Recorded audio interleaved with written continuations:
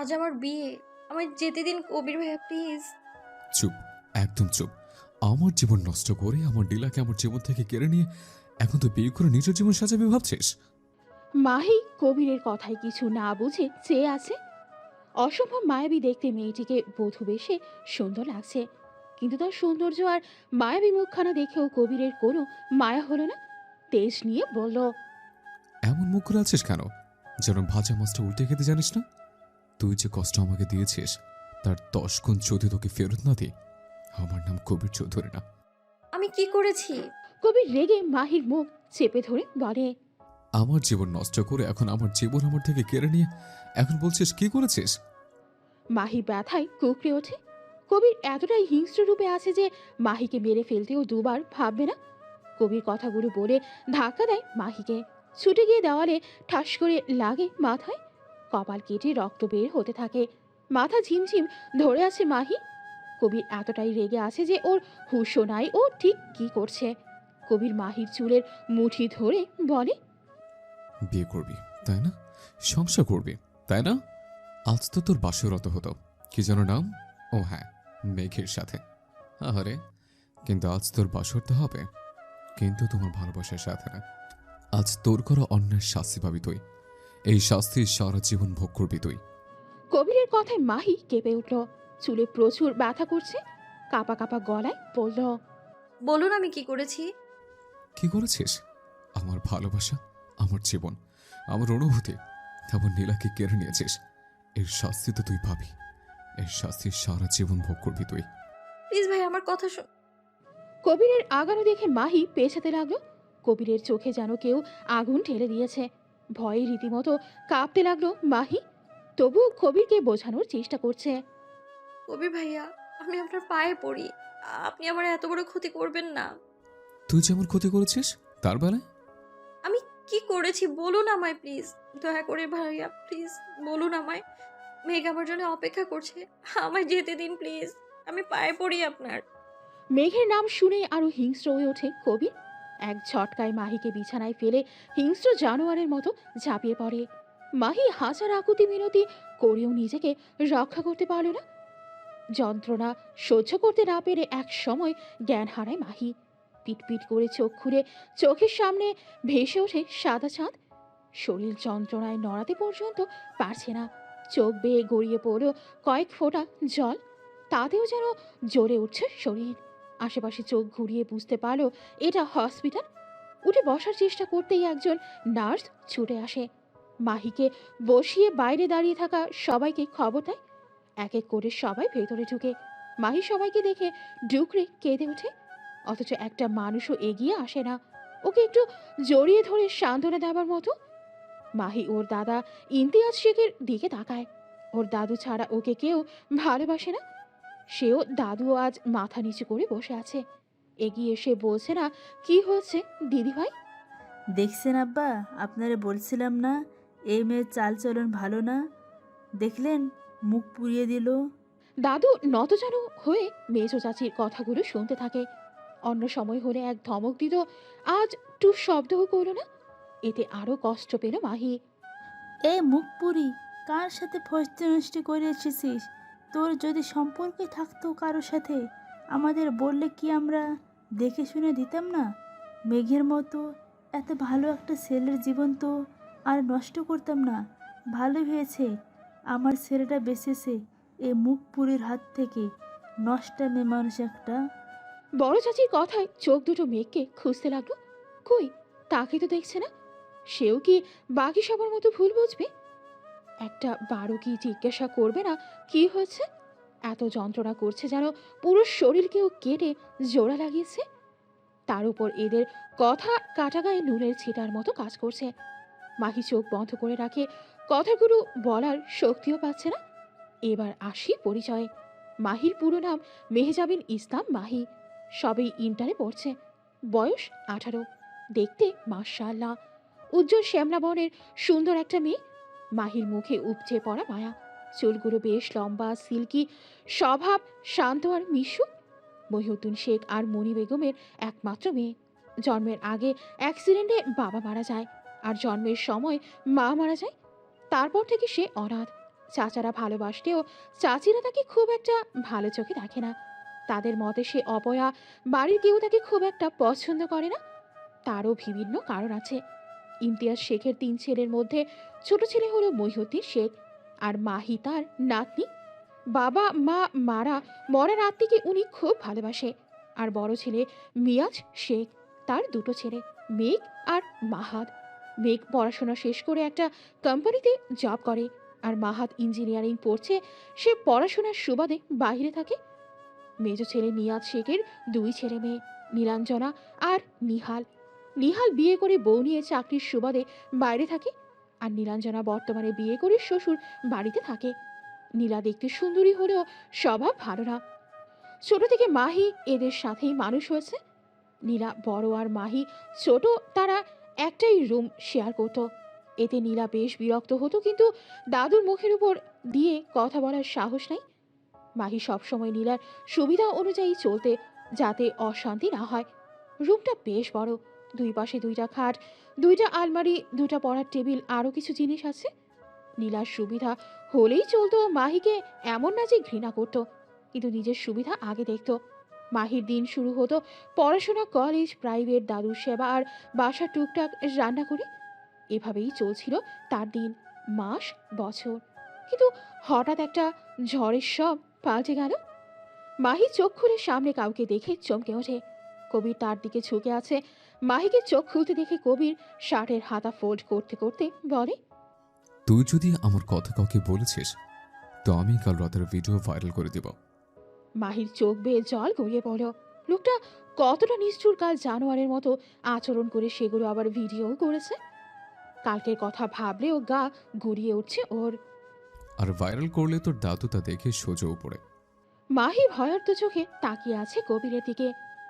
এখন ভেবে দেখ আমার নাম নিবি কিনা। মাহি কথা বলতে পারলে একে শ্রেষ্ঠ কাপুরুষের উপাধি দিত, কিন্তু কালকের ঘটনার জন্য সে সাময়িকভাবে বাক শক্তি হারিয়ে ফেলেছে। ও সরি, তুই তো আবার কথা বলতে পারবি না। ভেবে দেখ কি করবি। বলেই কবির চলে যায়। মাহির বাক শক্তি ফেরার পর সে শুধু বলেছে, ওরা চোখ বেঁধে দিয়েছিল। তা কয়জন তোকে? মেজো চাচি সবার সামনে করা প্রশ্নে বুক ফেটে কান্না আসছে। মনে হচ্ছে ধারালো কিছু দিয়ে নিজেকে শেষ করে দিতে। বলতে ইচ্ছে করছে। আমার কি দোষ? কেন এমন হলো আমার সাথে? মাহি আর কোনো উত্তর দিতে পারল না। কি রে বল, কয়জন? এবার মাহি আর চুপ থাকতে পারল না। এবার একটু চুপ করেন চাচি, আর কত? চাচি বিড়বিড় করতে করতেই রুম থেকে চলে যায়। মাহি দরজা লক করে দেয়। অনেক টাকার পরও দরজা খুলে না। মাহি পুরো রুম খুঁজে একটা ধারালো কেচি পায়। সেটা দিয়ে নিজেকে আঘাত করার আগেই দরজা ভেঙে ভেতরে ঢুকে কবির। হাত থেকে কেচি ছুঁড়ে ফেলে দেয়।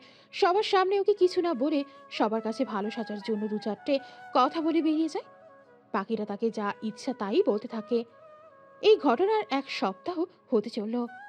সবার কটু কথায় সে তীরে তীরে মরেছে। এই 1 সপ্তাহের মধ্যে মেঘের সাথে একবারও দেখা হয়নি ওর।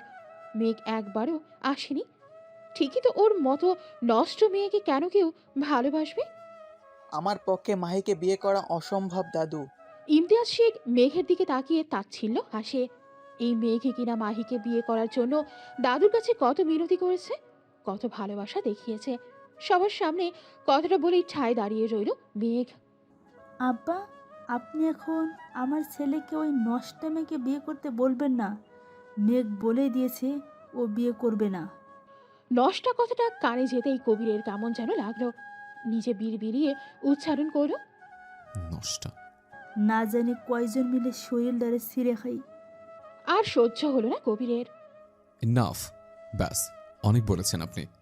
কতটুকু বলেই কবিরের চোখ যায় সিঁড়ি বেয়ে ছাদে ওঠা মাহির দিকে। সেদিক থেকে চোখ সরিয়ে আবারও কিছু বলতে যাবে, হুট করে কি মনে করেই ছাদের দিকে দৌড়ায় কবির। হঠাৎ এভাবে দৌড়াতে দেখে সবাই সেদিকে তাকায়।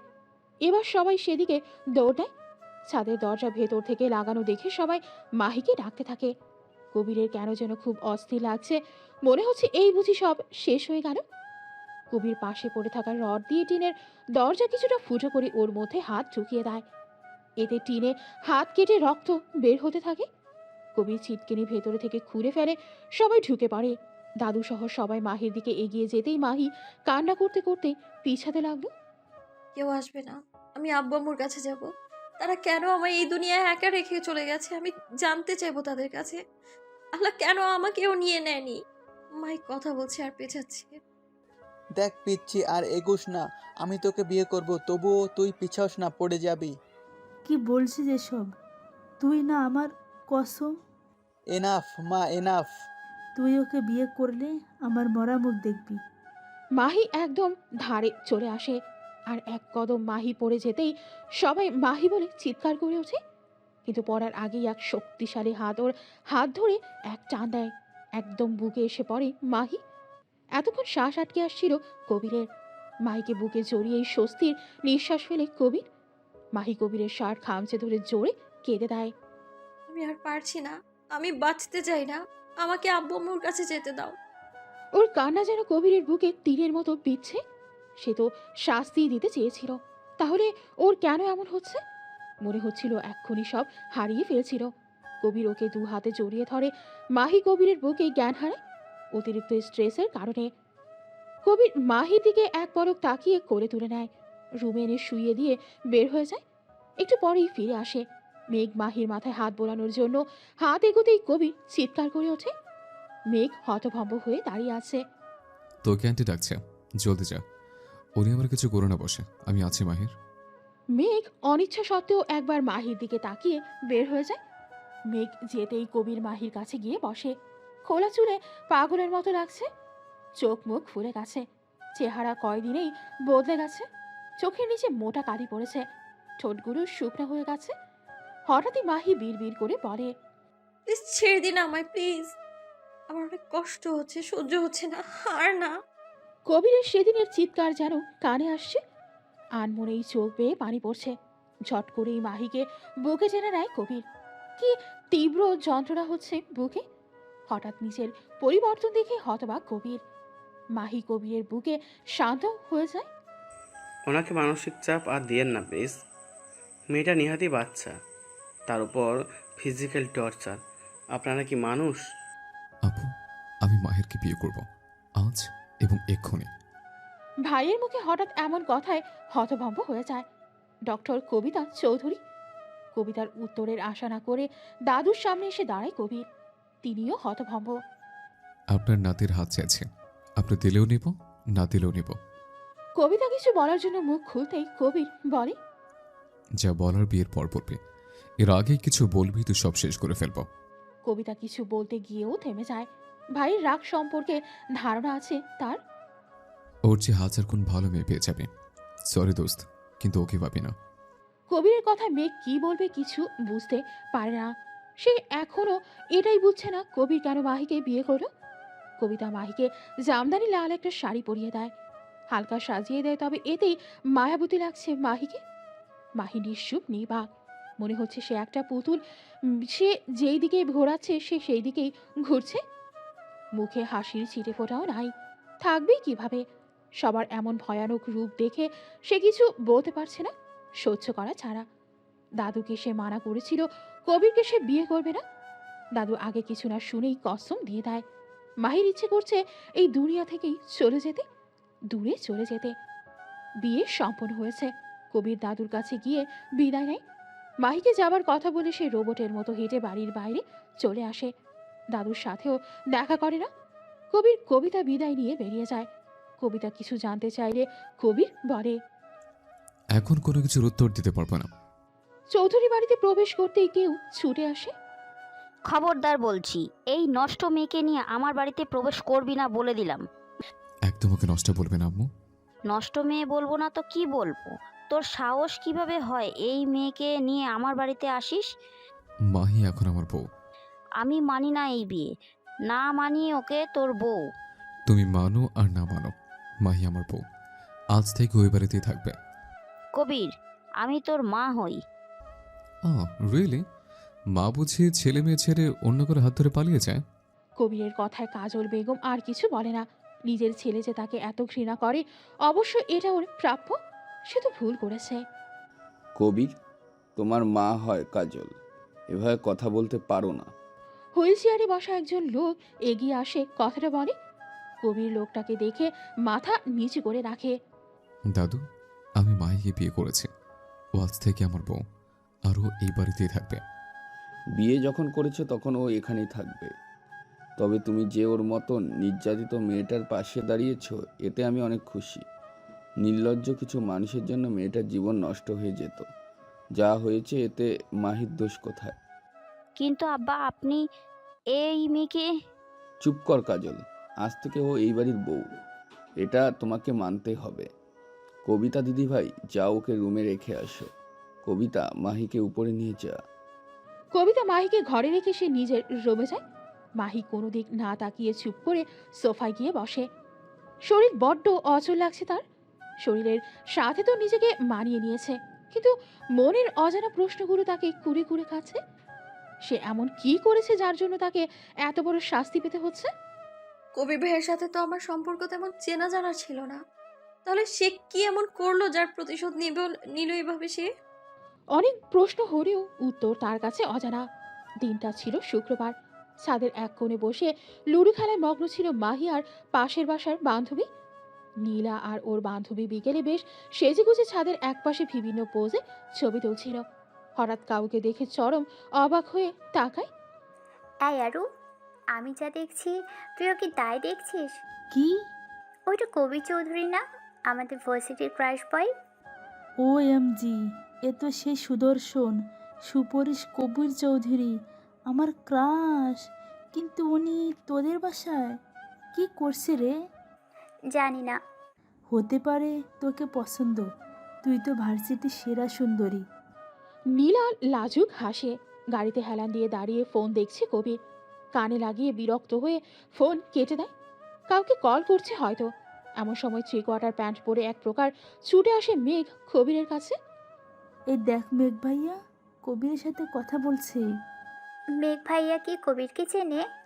চিনলে তো জমে ক্ষীর দোস্ত, ভাব জমানো যাবে, কি বলিস? এই দেখ দেখ, মেঘ ভাইয়া কবিরকে টেনে নিয়ে আসছে তোদের বাসায়। চল নিচে গিয়ে বিষয়টা দেখি। নীলা আরু নিচে আসে। ড্রয়িং রুমের সোফায় বসে আছে কবির। নীলা আরু দূর থেকে দেখছে। এদিকে চরম বিরক্ত হয়ে বসে আছে কবির। ফুল স্পিডে ফ্যান চলছে, তবুও ঘেমে একাকার অবস্থা। এসিতে থাকা মানুষদের তা হয় আর কি। ফোন হাতে কাউকে কল করি কবির মেঘদের বাসায়। শালা, রাখ তোর মজা। গরমে আমার অবস্থা নাচে হাল। তোরা তো ভাবছিস কেন? আমি তো এই রাখছি, থাম। হঠাৎ গানের মধুর স্বরে থমকে যায় কবির। আমার একলা আকাশ থমকে গেছে রাতের স্রোতে ভেসে, শুধু তোমায় ভালোবেসে। কবির গানের মধুর কণ্ঠ শুনে সেদিকে এগিয়ে যাচ্ছে, যেন কোনো একটা কিছু তাকে টানছে। আমার দিনগুলো সব রং চিনেছে তোমার কাছে এসে, শুধু তোমায় ভালোবেসে। গানের আওয়াজ শুনে সিঁড়ি বেয়ে ছাদে যাচ্ছে কবির। ভেসে আসছে গিটারের টুংটাং শব্দ। কবির ছাদের দরজার কাছে আসতেই মেঘ ডাক দেয়। এখানে কি করেছিস? চল, আমি রেডি। 1 মিনিট। বলেই ছাদের দরজা খুলতেই চোখ যায় ওদের সুন্দরী এক রমণীকে। হাতে গিটার নিয়ে টুকটাক আওয়াজ করছে পাশে বসা মেয়েটি। বলে, উফ, কি সুন্দর আওয়াজ রে তোর, আমি ফিদা। এই মেয়েটাকে? ও নীলা আমার কাজিন, আর পাশেরটা ওর বান্ধবী। কেন, কি হয়েছে? না, কিছু না, চল। কবির সেদিন চলে আসলেও দাগ কেটে যায় মনে সেই মধুর কণ্ঠে গাওয়া গান। এরপর প্রায়ই শুক্রবার কবির বিভিন্ন বাহারায় নীলাঞ্জনার গান শুনতে যেত, আর ভার্সিটিতেও টুকটাক কথা বলতো। এভাবে একটু একটু করে সম্পর্ক এগিয়ে যাচ্ছে তাদের। রাগ, মান, অভিমান, কান্না, হাসি মিলিয়ে তাদের ভালোবাসা শুরু হয়। 1 বছর তারা রিলেশনে কন্টিনিউ করে। কবির পাগলের মতো ভালোবেসেছে নীলাকে। কিছু পড়ার শব্দে ঘোর কাটে কবিরের। ব্যালকনি থেকে জমে আসে। গ্লাস পড়ে ভেঙে গেছে। বাতাসে উড়ে যাচ্ছে পর্দা। হঠাৎই চোখ যায় ঘুমন্ত বাহির দিকে। কি সুন্দর নিষ্পাপ শিশুদের মতো ঘুমাচ্ছে। কিন্তু মাহির এমন ঘুম সহ্য হলো না কবিরের। উঠে গিয়ে এক ঝক পানি ঢেলে দিল মাহির মুখে। মাহি ধরফড়িয়ে উঠে বসে। বাসুরাতে কেউ এভাবে ঘুমায় বউ? আসো, আদর করি। কবিরের কথায় আতঙ্ক প্রকাশ পেল মাহির চেহারায়। এমন ভয় পাওয়া ফেস দেখে কবিরের রাগ হলো না, প্রচুর হাসি পেল। না হেসে মুখে রাগে ভাব ফুটিয়ে মাহির মুখের দিকে এগোতেই মাহি ঠাস করে কবিরের গাড়ে চর বসিয়ে দেয়। কবির হতবাক হয়ে তাকিয়ে আছে। একদম ছুবেন না আমায়। আপনার স্পর্শে গা ঘিন ঘিন করে আমার। অনেক করেছেন আপনি। বলেন কি কারণে আপনি আমার সাথে এমনটা করলেন? কি ক্ষতি করেছি আমি আপনার? কবির রেগে মাহির চুলের মুঠি ধরে বলে। তোর সাহস কিভাবে হয় তুই আমাকে থাপ্পড় মারিস? মাহিও রেগে বলে। আর আপনার সাহস কিভাবে হয় আমার তুলে এনে রেপ করে আবার আমার বিয়ে করার? যা চাই তা তো পেয়েই গেছেন। আর কি চাই আপনার? বলেন কি করেছি আমি আপনার সাথে? কি করেছিস? আমার নীলাকে আমার থেকে দূর করেছিস। কোন নীলা? হ্যাঁ, এখন তো বলবি কোন নীলা। মাহি অবাক হয়ে বলে। নীলা আপু? কেন করলি এমন? কি ক্ষতি করেছি আমি তোর? বল। আমি কি করেছি? কি করেছিস? তুই আজ আমাকে সে মেসেজ না করলে আমার নীলার বিয়ে কিছুতেই হতে দিতাম না। কি? কোন মেসেজ? হ্যাঁ, এখন তো বলবি কোন মেসেজ। তোর মতো মেয়েরা এছাড়া আর কি পারে? এই দেখ প্রমাণ। ভাইয়া, আমি মাহি বলছি। আপু আপনাকে বলতে বলছে আপুর বিয়ে ক্যান্সেল হয়ে গিয়েছে। আপনি চিন্তা করবেন না। আপনি লন্ডন থেকে ফিরলে আপুর সাথে দেখা করে করবেন প্লিজ। আপনার অনেক পাওয়ার আমি জানি। প্লিজ কোনো ঝামেলা করেন না। আপু আমাকে বলতে বলেছে, কারণ বেশি কেউ আপুকে ফোন ইউজ করতে দিচ্ছে না। রাখছি, আল্লাহ হাফেজ। ডেট দেখ, বিয়ের আগের দিনের তারিখ। তোর জন্য, শুধু তোর জন্য আমি আজ নীলাকে হারিয়েছি। মাহি মেসেজ পড়ে এখনো শকড। সে তো কখনো এই মেসেজ করেনি, কিন্তু নাম্বার তো তার। এটা কিভাবে সম্ভব? কেন করলি এমন? কি ক্ষতি করেছিলাম তোর? কেন কেড়ে নিলে আমার ভালোবাসা? কেন? শুধু কি আমিই কেড়ে নিয়েছি? আপনি কেড়ে নেননি? যদি কখনো জানতে পারেন আমি নির্দোষ, ফিরিয়ে দিতে পারবেন আমার সম্মান? ফিরিয়ে দিতে পারবেন আমার ভালোবাসা? ফিরিয়ে দিতে পারবেন আমার সে আগের জীবনটা? তুই আর নির্দোষ? এখন ধরা পড়ে আমাকে ইমোশনাল ব্ল্যাকমেল করছিস যাতে তোকে ছেড়ে দে? কবির ধোকাবাজদের কখনো ছেড়ে দেয় না। আমি আপনাকে এই মেসেজ করিনি, এটা আমি প্রমাণ করব। রিয়েলি? প্রমাণ কর। তুই মিথ্যা প্রমাণ করবি আর আমি মেনে নেবো ভেবেছিস? সকালে আবারও পানির বন্যায় ঘুম ভেঙে যায় মাহি। সামনে তাকিয়ে দেখে কবির জগ নিয়ে রাগী লুকে তাকিয়ে আছে। মহারানীর ঘুম হয়েছে, এবার উঠে আমাদের ধন্য করুন। মাহির শরীর এমনিতেই খারাপ, তার উপর কালকে সারা রাত ব্যালকনিতে শোয়ায় শরীর চলছে না। পেটের ব্যথায় সবকিছু গুড়িয়ে আসছে। মাহি কষ্ট করে উঠে দাঁড়ায়, কিন্তু এক ধাপ দেওয়ার আগেই মাথা ঘুরে পড়ে যায়। কবির মাহিকে ধরে ফেলে, গায়ে হাত দিতেই চমকে যায়। গায়ে প্রচন্ড জ্বর। কবির মাহিকে কোলে তুলে রুমে নিয়ে আসে। কবিতা রেগে ভাইয়ের দিকে তাকায়। প্রতিশোধই যখন নেবে তাহলে মেয়েটাকে একেবারে মেরে ফেল। এবার ধীরে ধীরে কেন মারছিস? ছি, আমি ভাবতে পারিনি এমন জানোয়ারের মতো কাজ আমার ভাই করবে। ও যখন বলেছে ও কিছু করেনি, তাহলে তুই ওকে সুযোগ দে নিজেকে প্রমাণ করার। এতটা অবিচারক হোস না, পরে না তোকে আফসোস করতে হয়। একবার তাকিয়ে দেখতো মেয়েটার, নিহাত একটা বাচ্চা মেয়ে, আর তুই ছি, তোকে নিজের ভাই বলতেও ঘৃণা করছে। কাল তোর ভাই আসবে, আমি আমার বাড়িতে চলে যাব। 2 দিন পর। এই যে মহারানী, বড়লোক বাড়ির বউ হয়ে এসেছেন দেখে ভেবেন না সব আপনার সামনে হাজির হবে। নিজে গিয়ে নাস্তা খেয়ে আসেন, আপদ যত্তর সব। ভোরেই কাজল বেগম চলে যায়। মাহি একটু সুস্থ। এই 2 দিন কবিতা মাহির দেখাশোনা করেছে, কিন্তু কাল কবিতা শ্বশুর বাড়ি চলে গেছে। কবির সারাদিনে একবারও এই রুমে আসেনি। উঠে কোনো মতে নাস্তা খেয়ে আসে মাহি। মাহি নিজের ফোন থেকে অনেকবার কল করে নীলাকে, কিন্তু ফোন বন্ধ।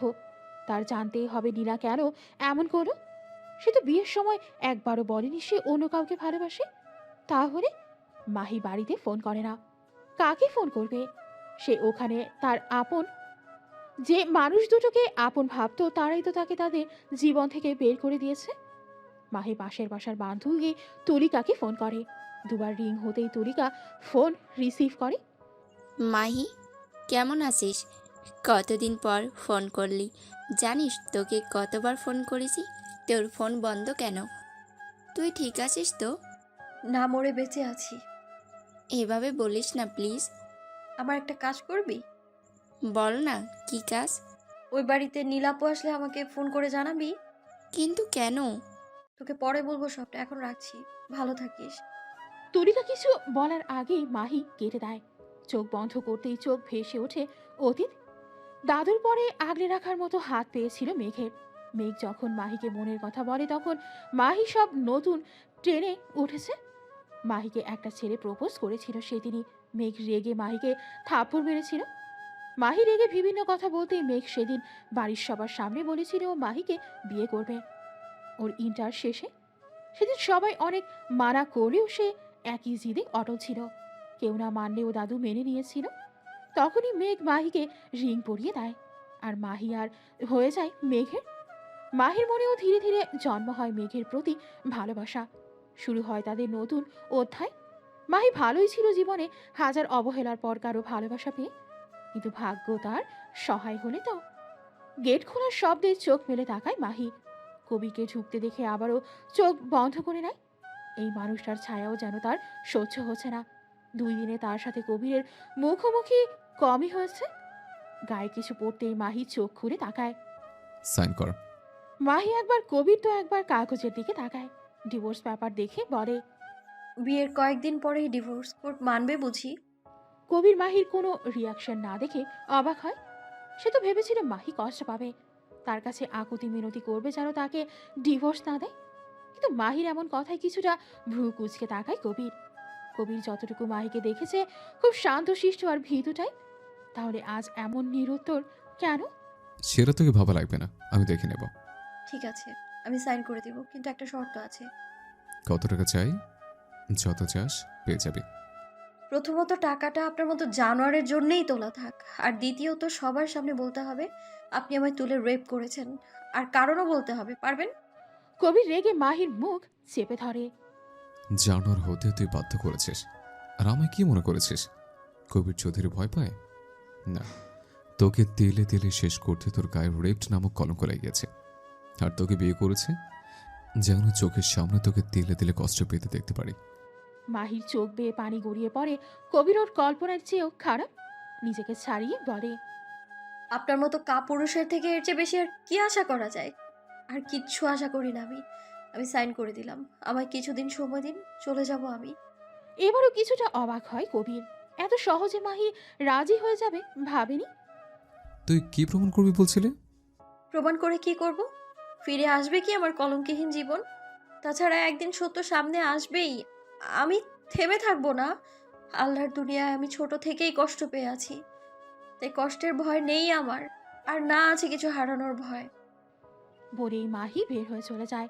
কিছুদিন পর এই মেয়ে কোথায় যাও? জি, একটু বাইরে। বাড়ির বাইরে তোমার কি কাজ? এই কলঙ্কি মুখ নিয়ে বাইরে যাও কিভাবে? যেই অন্যায়টা করেছে তার কোনো দোষ নেই, অথচ জোর করে তুলে নিয়ে গিয়ে যার সাথে অন্যায়টা হয়েছে সে দোষী। আপনি না একজন মেয়ে, মেয়ে হয়ে মেয়ের যন্ত্রণা বুঝতে পারছেন না? আপনি তো মা। আপনার মেয়ের সাথে এমনটা হলে আপনার কেমন লাগতো? এই মেয়ে, থাপ্পড় মেরে দাঁত ফেলে দেব। আমার মুখের ওপরে কথা বলো? আমি আপনার মুখের উপর বা নিচে কথা বলতে আসিনি। যাই হোক, আমি আপনার থেকে এর চেয়ে বেশি কিছু আশাও করি না। আসি। পাশাপাশি একটা রেস্টুরেন্টে বসে আছে মাহি আর তুরিকা। তুরিকা সব শুনে অবাক। ইয়া আল্লাহ, মানুষ এতটা নিকৃষ্ট হতে পারে? নীলাপু, যদি ভালোই বাসবে তাহলে বিয়ে করলো কেন? প্রশ্ন অনেক, কিন্তু উত্তর জানা নেই। আমি আর ওখানে থাকতে পারছি না। আমাকে ওই নরক থেকে বের হতে হবে। কোনো কাজের খোঁজ করতে হবে আমায়, তারপর একটা বাসা ভাড়া করতে হবে। তুই আমার বাসায় আয়, আমার বাসায় তোর কোনো সমস্যা হবে না। না রে, কষ্ট পেতে পেতে আর ভালো লাগছে না। ছোট থেকে সবটা মেনে এসেছি, আমি মেনে নিয়েছি, মানিয়ে নিয়েছি, কিন্তু আর কত? আমার একটা ছোটখাটো চাকরি খুঁজতে সাহায্য করবি প্লিজ? অবশ্যই করব। কিছু খেয়েছিস? হ্যাঁ, চল। কিন্তু চল প্লিজ। অনেক তো খুঁজলাম, কিন্তু তেমন কোনো চাকরি তো পেলাম না। অনেক দেরি হয়ে গেছে, তুই বাসায় যা। তুই? ফিরে যাবো ওই নরকে। তুই যা, আমি যেতে পারবো। আন্টি বাসায় একা, তুই যা। তুলি চলে যেতেই মাহি হাঁটতে থাকে। চারিদিকে সন্ধ্যা হয়ে এসেছে, শরীর যেন তার চলছে না। নামাজের জন্য মানুষের ভিড় কম, কেমন শুনশান পরিবেশ। আগে হলে মাহি ভয়ে এক কদমও ফেলতো না, আর এখন এই অন্ধকার রাস্তার যেন তার সঙ্গী। হঠাৎ কারো চিৎকারে মাহি আশেপাশে তাকায়। চোর চোর! মাহি সামনে একটা লোককে আসতে দেখে পাশে থাকা ইট তুলে ছুঁড়ে মারে। লোকটার পায়ে লাগতেই লোকটা নিচে বসে পড়ে, আর পিছু করতে থাকা দুইটা লোক তাকে ধরে ফেলে।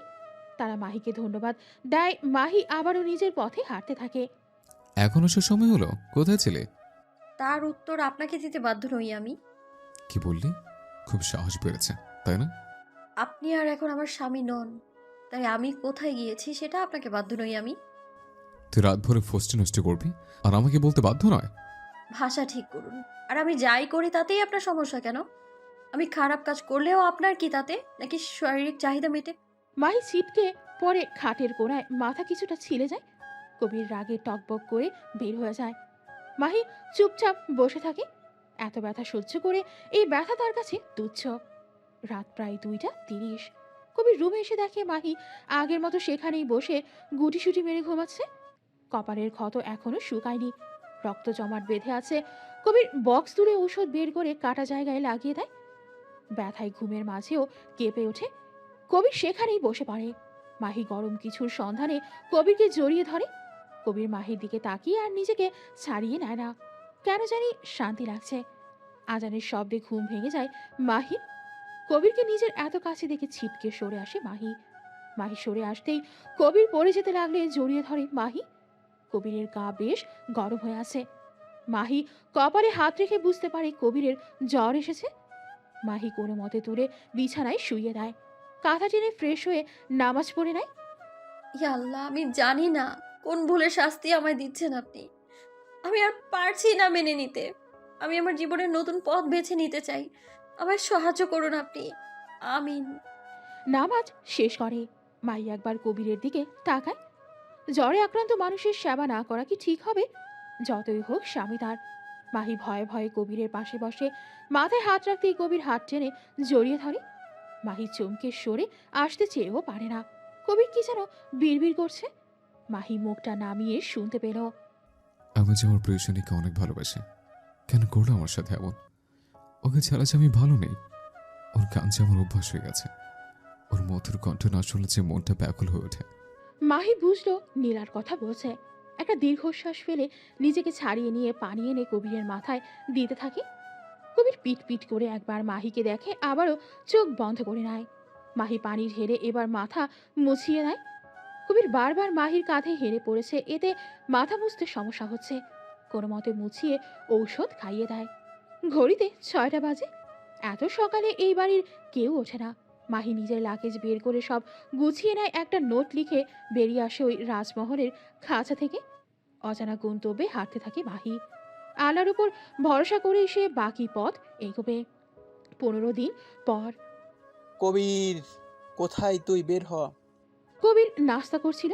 হঠাৎ মেঘের আগমনে কিছুটা অবাক হয়। কি হয়েছে? সকাল সকাল এইভাবে চিল্লাচিল্লি করছিস কেন? মেঘ কবিরের কলা ধরে বলে। কেন ওর সাথে এমন করলি? কি ক্ষতি করেছিল মাহি তোর? মেঘ ছাড়ো। মেঘ কারো কথা শোনে না, আবারও চিল্লিয়ে বলে। কেন, কি ক্ষতি করেছিল মাহি বল? আমি বা কি করেছি তোর বল? কেন কেড়ে নিলি আমার জীবন থেকে? কেন কেন ওর এত বড় ক্ষতি করলি? তুই ওকে তুলে নিয়ে রেপ্ট করেছিস। কথাটা যেন বাড়িতে বাজতে লাগলো। বলল, কবির, কেন করেছিস? কারণ ও আমার থেকে ভালোবাসা কেড়ে নিয়েছে, আমাদের শাস্তি দিয়েছে। ভালোবাসা মানে? হ্যাঁ, ভালোবাসা। ও আমার থেকে আমার নীলাকে কেড়ে নিয়েছে, আমার ভালোবাসা কেড়ে নিয়েছে। কি? অবাক হচ্ছিস? আরে ওই মেয়েটা আমার সাথে ধোঁকা করেছে, আর তুই ভালোই জানিস ধোঁকাবাজদের আমি ছেড়ে দিই না। ধোকা? কবির সব বলতেই মেঘ অবাক হয়ে বলে, নীলা তোকে ভালোবাসে? হ্যাঁ, কিন্তু ওই মেয়েটার জন্য আমি ওকে হারিয়ে ফেলেছি। তুই পাগল হয়ে গেছিস। কোনো কিছু না জেনে তুই ওর এত বড় ক্ষতি করে দিলি। আর নীলা যদি তোকে ভালোবাসবে তাহলে বিয়ের দিন একবারও বলেনি কেন? তাছাড়া নীলা রিয়াদকে ভালোবাসে বিয়ে করেছে, কেউ ওকে জোর করেনি। তুই মিথ্যা বলছিস, নিজের ভালোবাসা বাঁচানোর জন্য মিথ্যা বলছিস। আমি মিথ্যা বলছি না, তুই ভালোই জানিস আমি মিথ্যা বলা পছন্দ করি না। আর মেসেজ এর কথা বলছিস না, সেদিন নীলার বিয়ে হয়, সেদিন মাহি সারাটাক্ষণ আমার সাথেই ছিল। ওর কাছে ফোন ছিল না, ও তো সেদিন ফোন খুঁজে পাচ্ছিল না। মেয়েটা সেদিন কত কেঁদেছিল। আমার দেওয়া ফোন সে হারিয়ে ফেলেছে বলে। আর মাহি মেসেজ করলে বাংলায় করে, ইংলিশে করে না।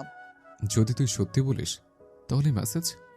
জানি না, আজ থেকে তোর থেকে বন্ধুত্ব শেষ। মাহিকে ডেকে দে, আমি ওকে নিজের সাথে নিয়ে যাব, চলে যাব এখান থেকে অনেক দূরে।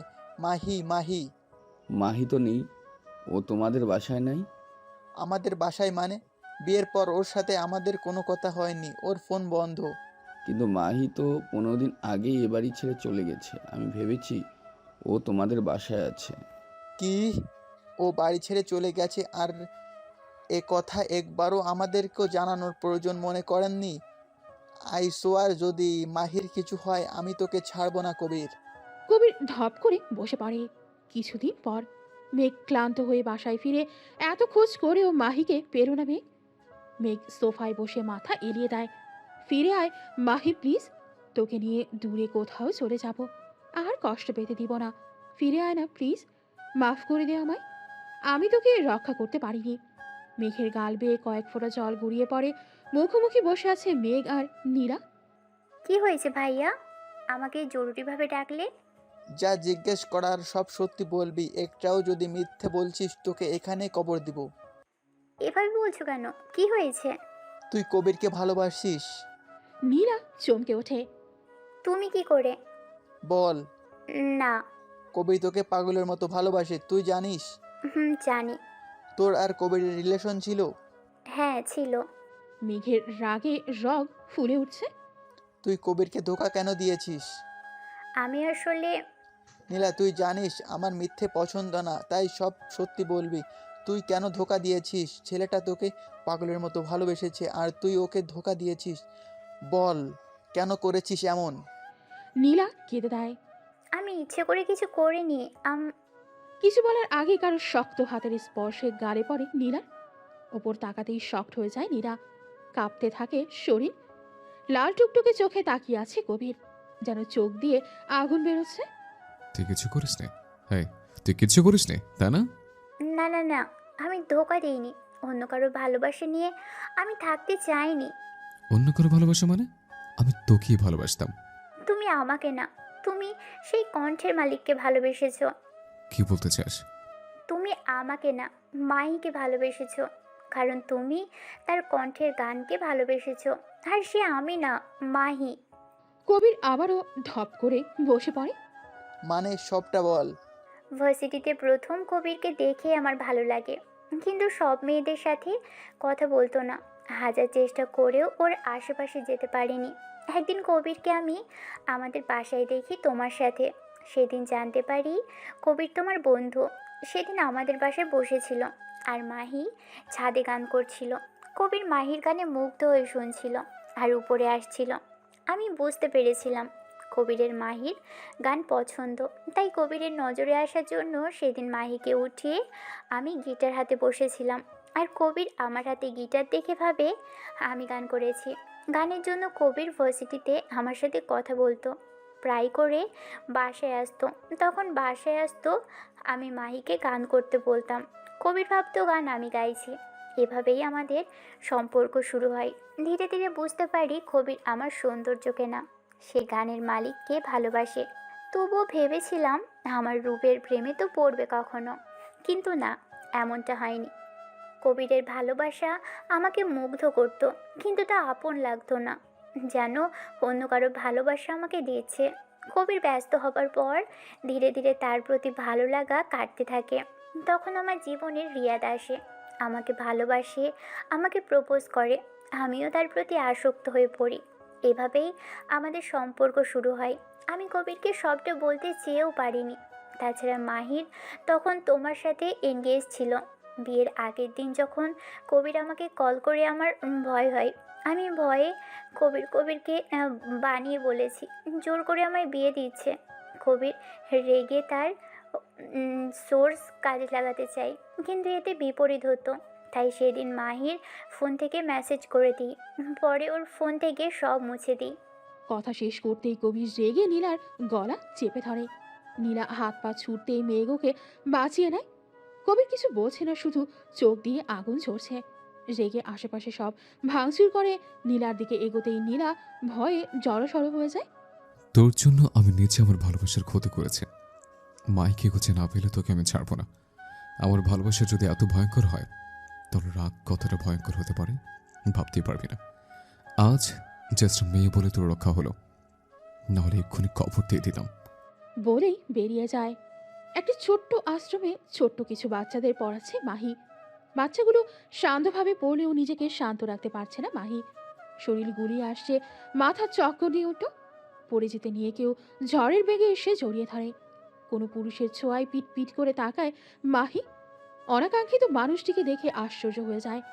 ঝটপট নিজেকে ছাড়িয়ে নিতেই কবির এক টানে জড়িয়ে ধরে। কোথায় ছিল তুমি? কত খুঁজেছি তোমায়, হন্য হয়ে খুঁজেছে। এই মেয়ে, তোর সাহস কিভাবে হয় আমাকে ছেড়ে আসার? মাহি নিজেকে ছাড়িয়ে থাপ্পড় বসিয়ে দেয়, রেগে বলে। এটা কোন ধরনের অসভ্যতা? কে আপনি? মাহির দিকে অপলকে তাকিয়ে রইল কবির। মেয়েটার মায়াবী মুখে ভয়ের ছাপ বিদ্যমান।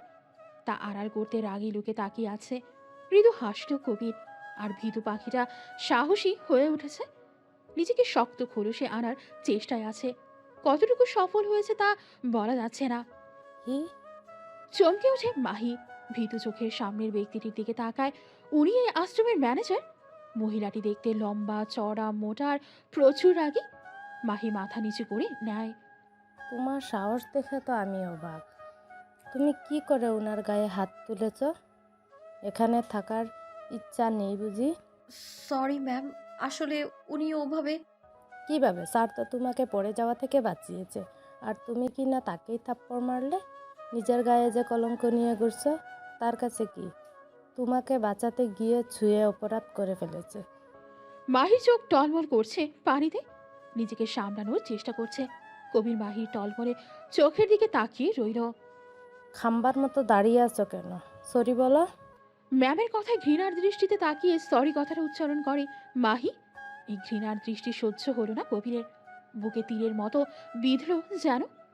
মাহি কবিরকে পাশ কাটিয়ে চলে যায়।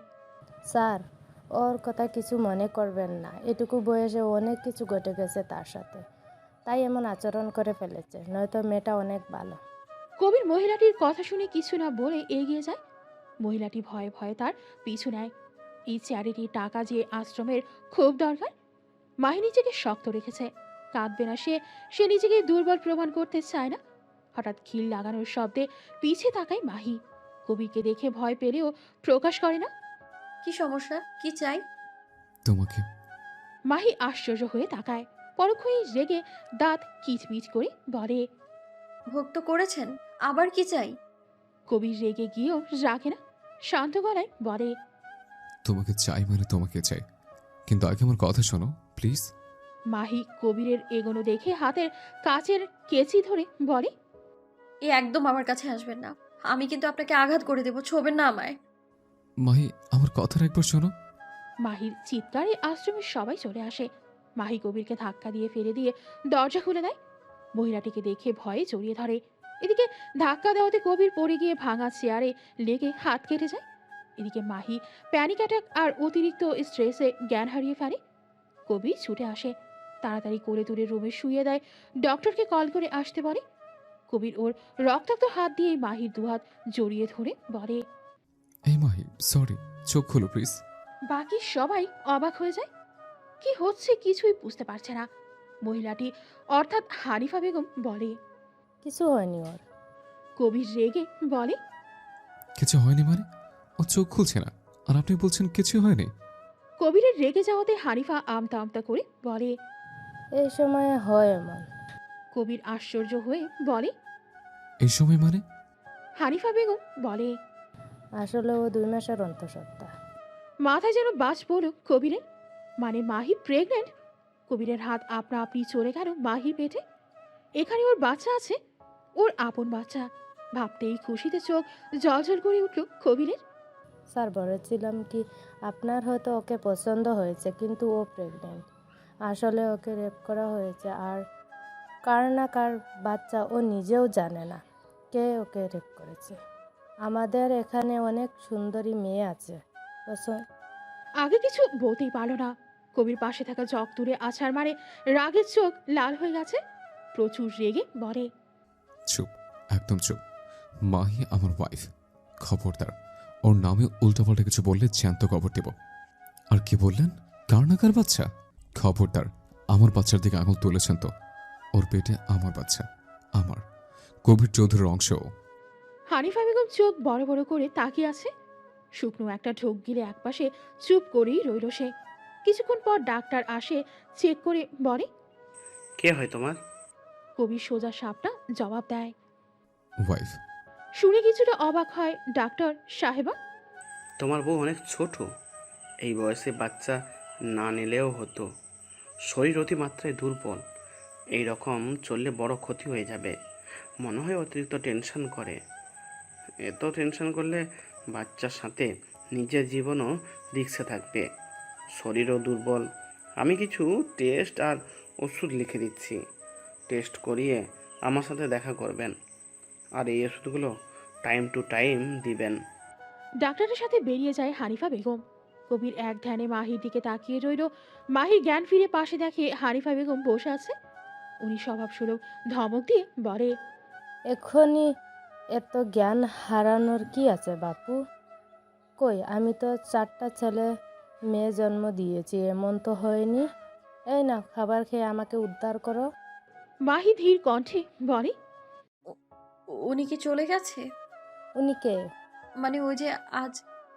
ওনার তো আর কোনো কাজ নেই, তোমার জন্য বসে রইবে। উনি কি জানে আমি অন্তঃসত্ত্বা? না, উনি জেনে কি করবে? স্বস্তির নিঃশ্বাস ফেলে মাহি। নিজের পেটে হাত রাখে সে। এদিকে আড়ালে দাঁড়িয়ে মাহির কথাগুলো শুনে কবির। এই মেয়ে, একদম আমার কথার অবাধ্য হবে না, বলে দিলাম। তোমাকে টেস্ট করানোর জন্য যেতেই হবে। তাছাড়া এই টাকা তো আশ্রমের অংশ, তোমাদের জন্য বরাদ্দ। কোনো মতে মাহিকে রাজি করিয়ে টেস্টগুলো করিয়ে আনে হানিফা বেগম। কবির তখন আশেপাশেই ছিল। সে মাহিকে উত্তেজিত করতে চায় না। কবির এসব করছে জানলে সে কিছুতেই টেস্ট করাবে না। গাড়িতে বসে আছে কবির, সিসিটিভিতে মাহিকে দেখছে। মাহি ঘুমিয়ে যেতেই কবির মাহির রুমে প্রবেশ করে। সিংয়ের একটা বেডে গুটিয়ে ঘুমিয়ে আছে মাহি। কবির মাথার কাছে বসে হাত বুলিয়ে দেয়, পায়ের তলায় তেল দিয়ে হালকা মালিশ করে দেয়। দূর থেকে এই দৃশ্য দেখে মুচকি হাসে হানিফা বেগম। সারা রাত মাহির পাশে বসে থাকে।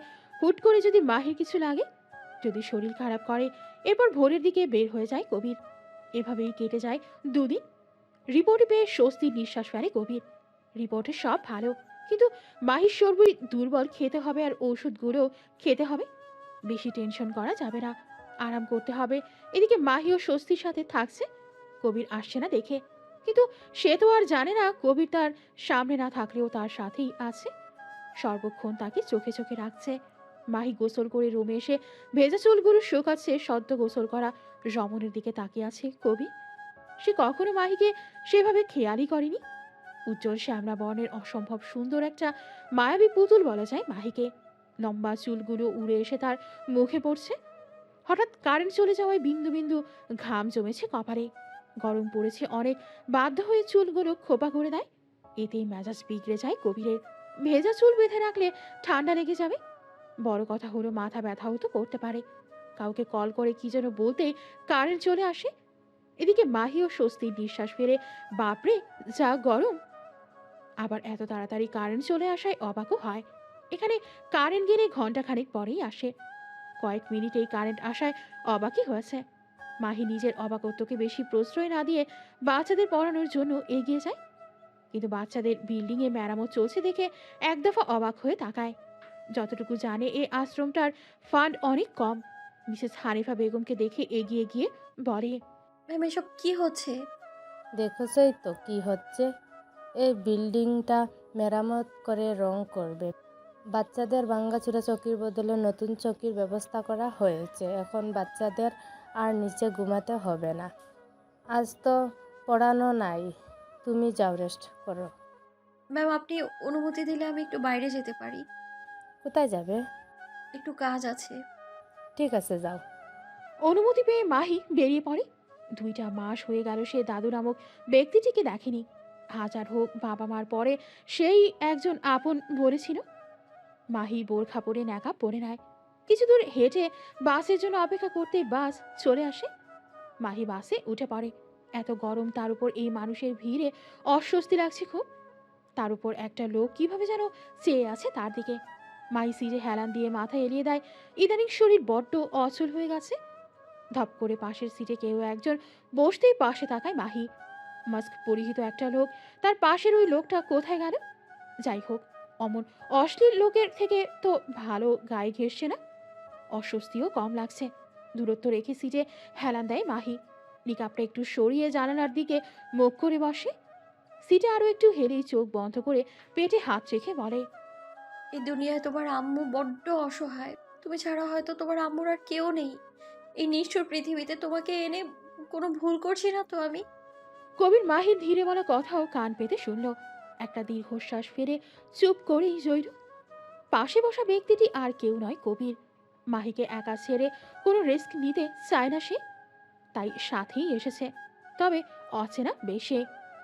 নিজের বাড়ির সামনে দাঁড়িয়ে আছে মাহি, একবার দাদুর দেখা পাবার আশায়।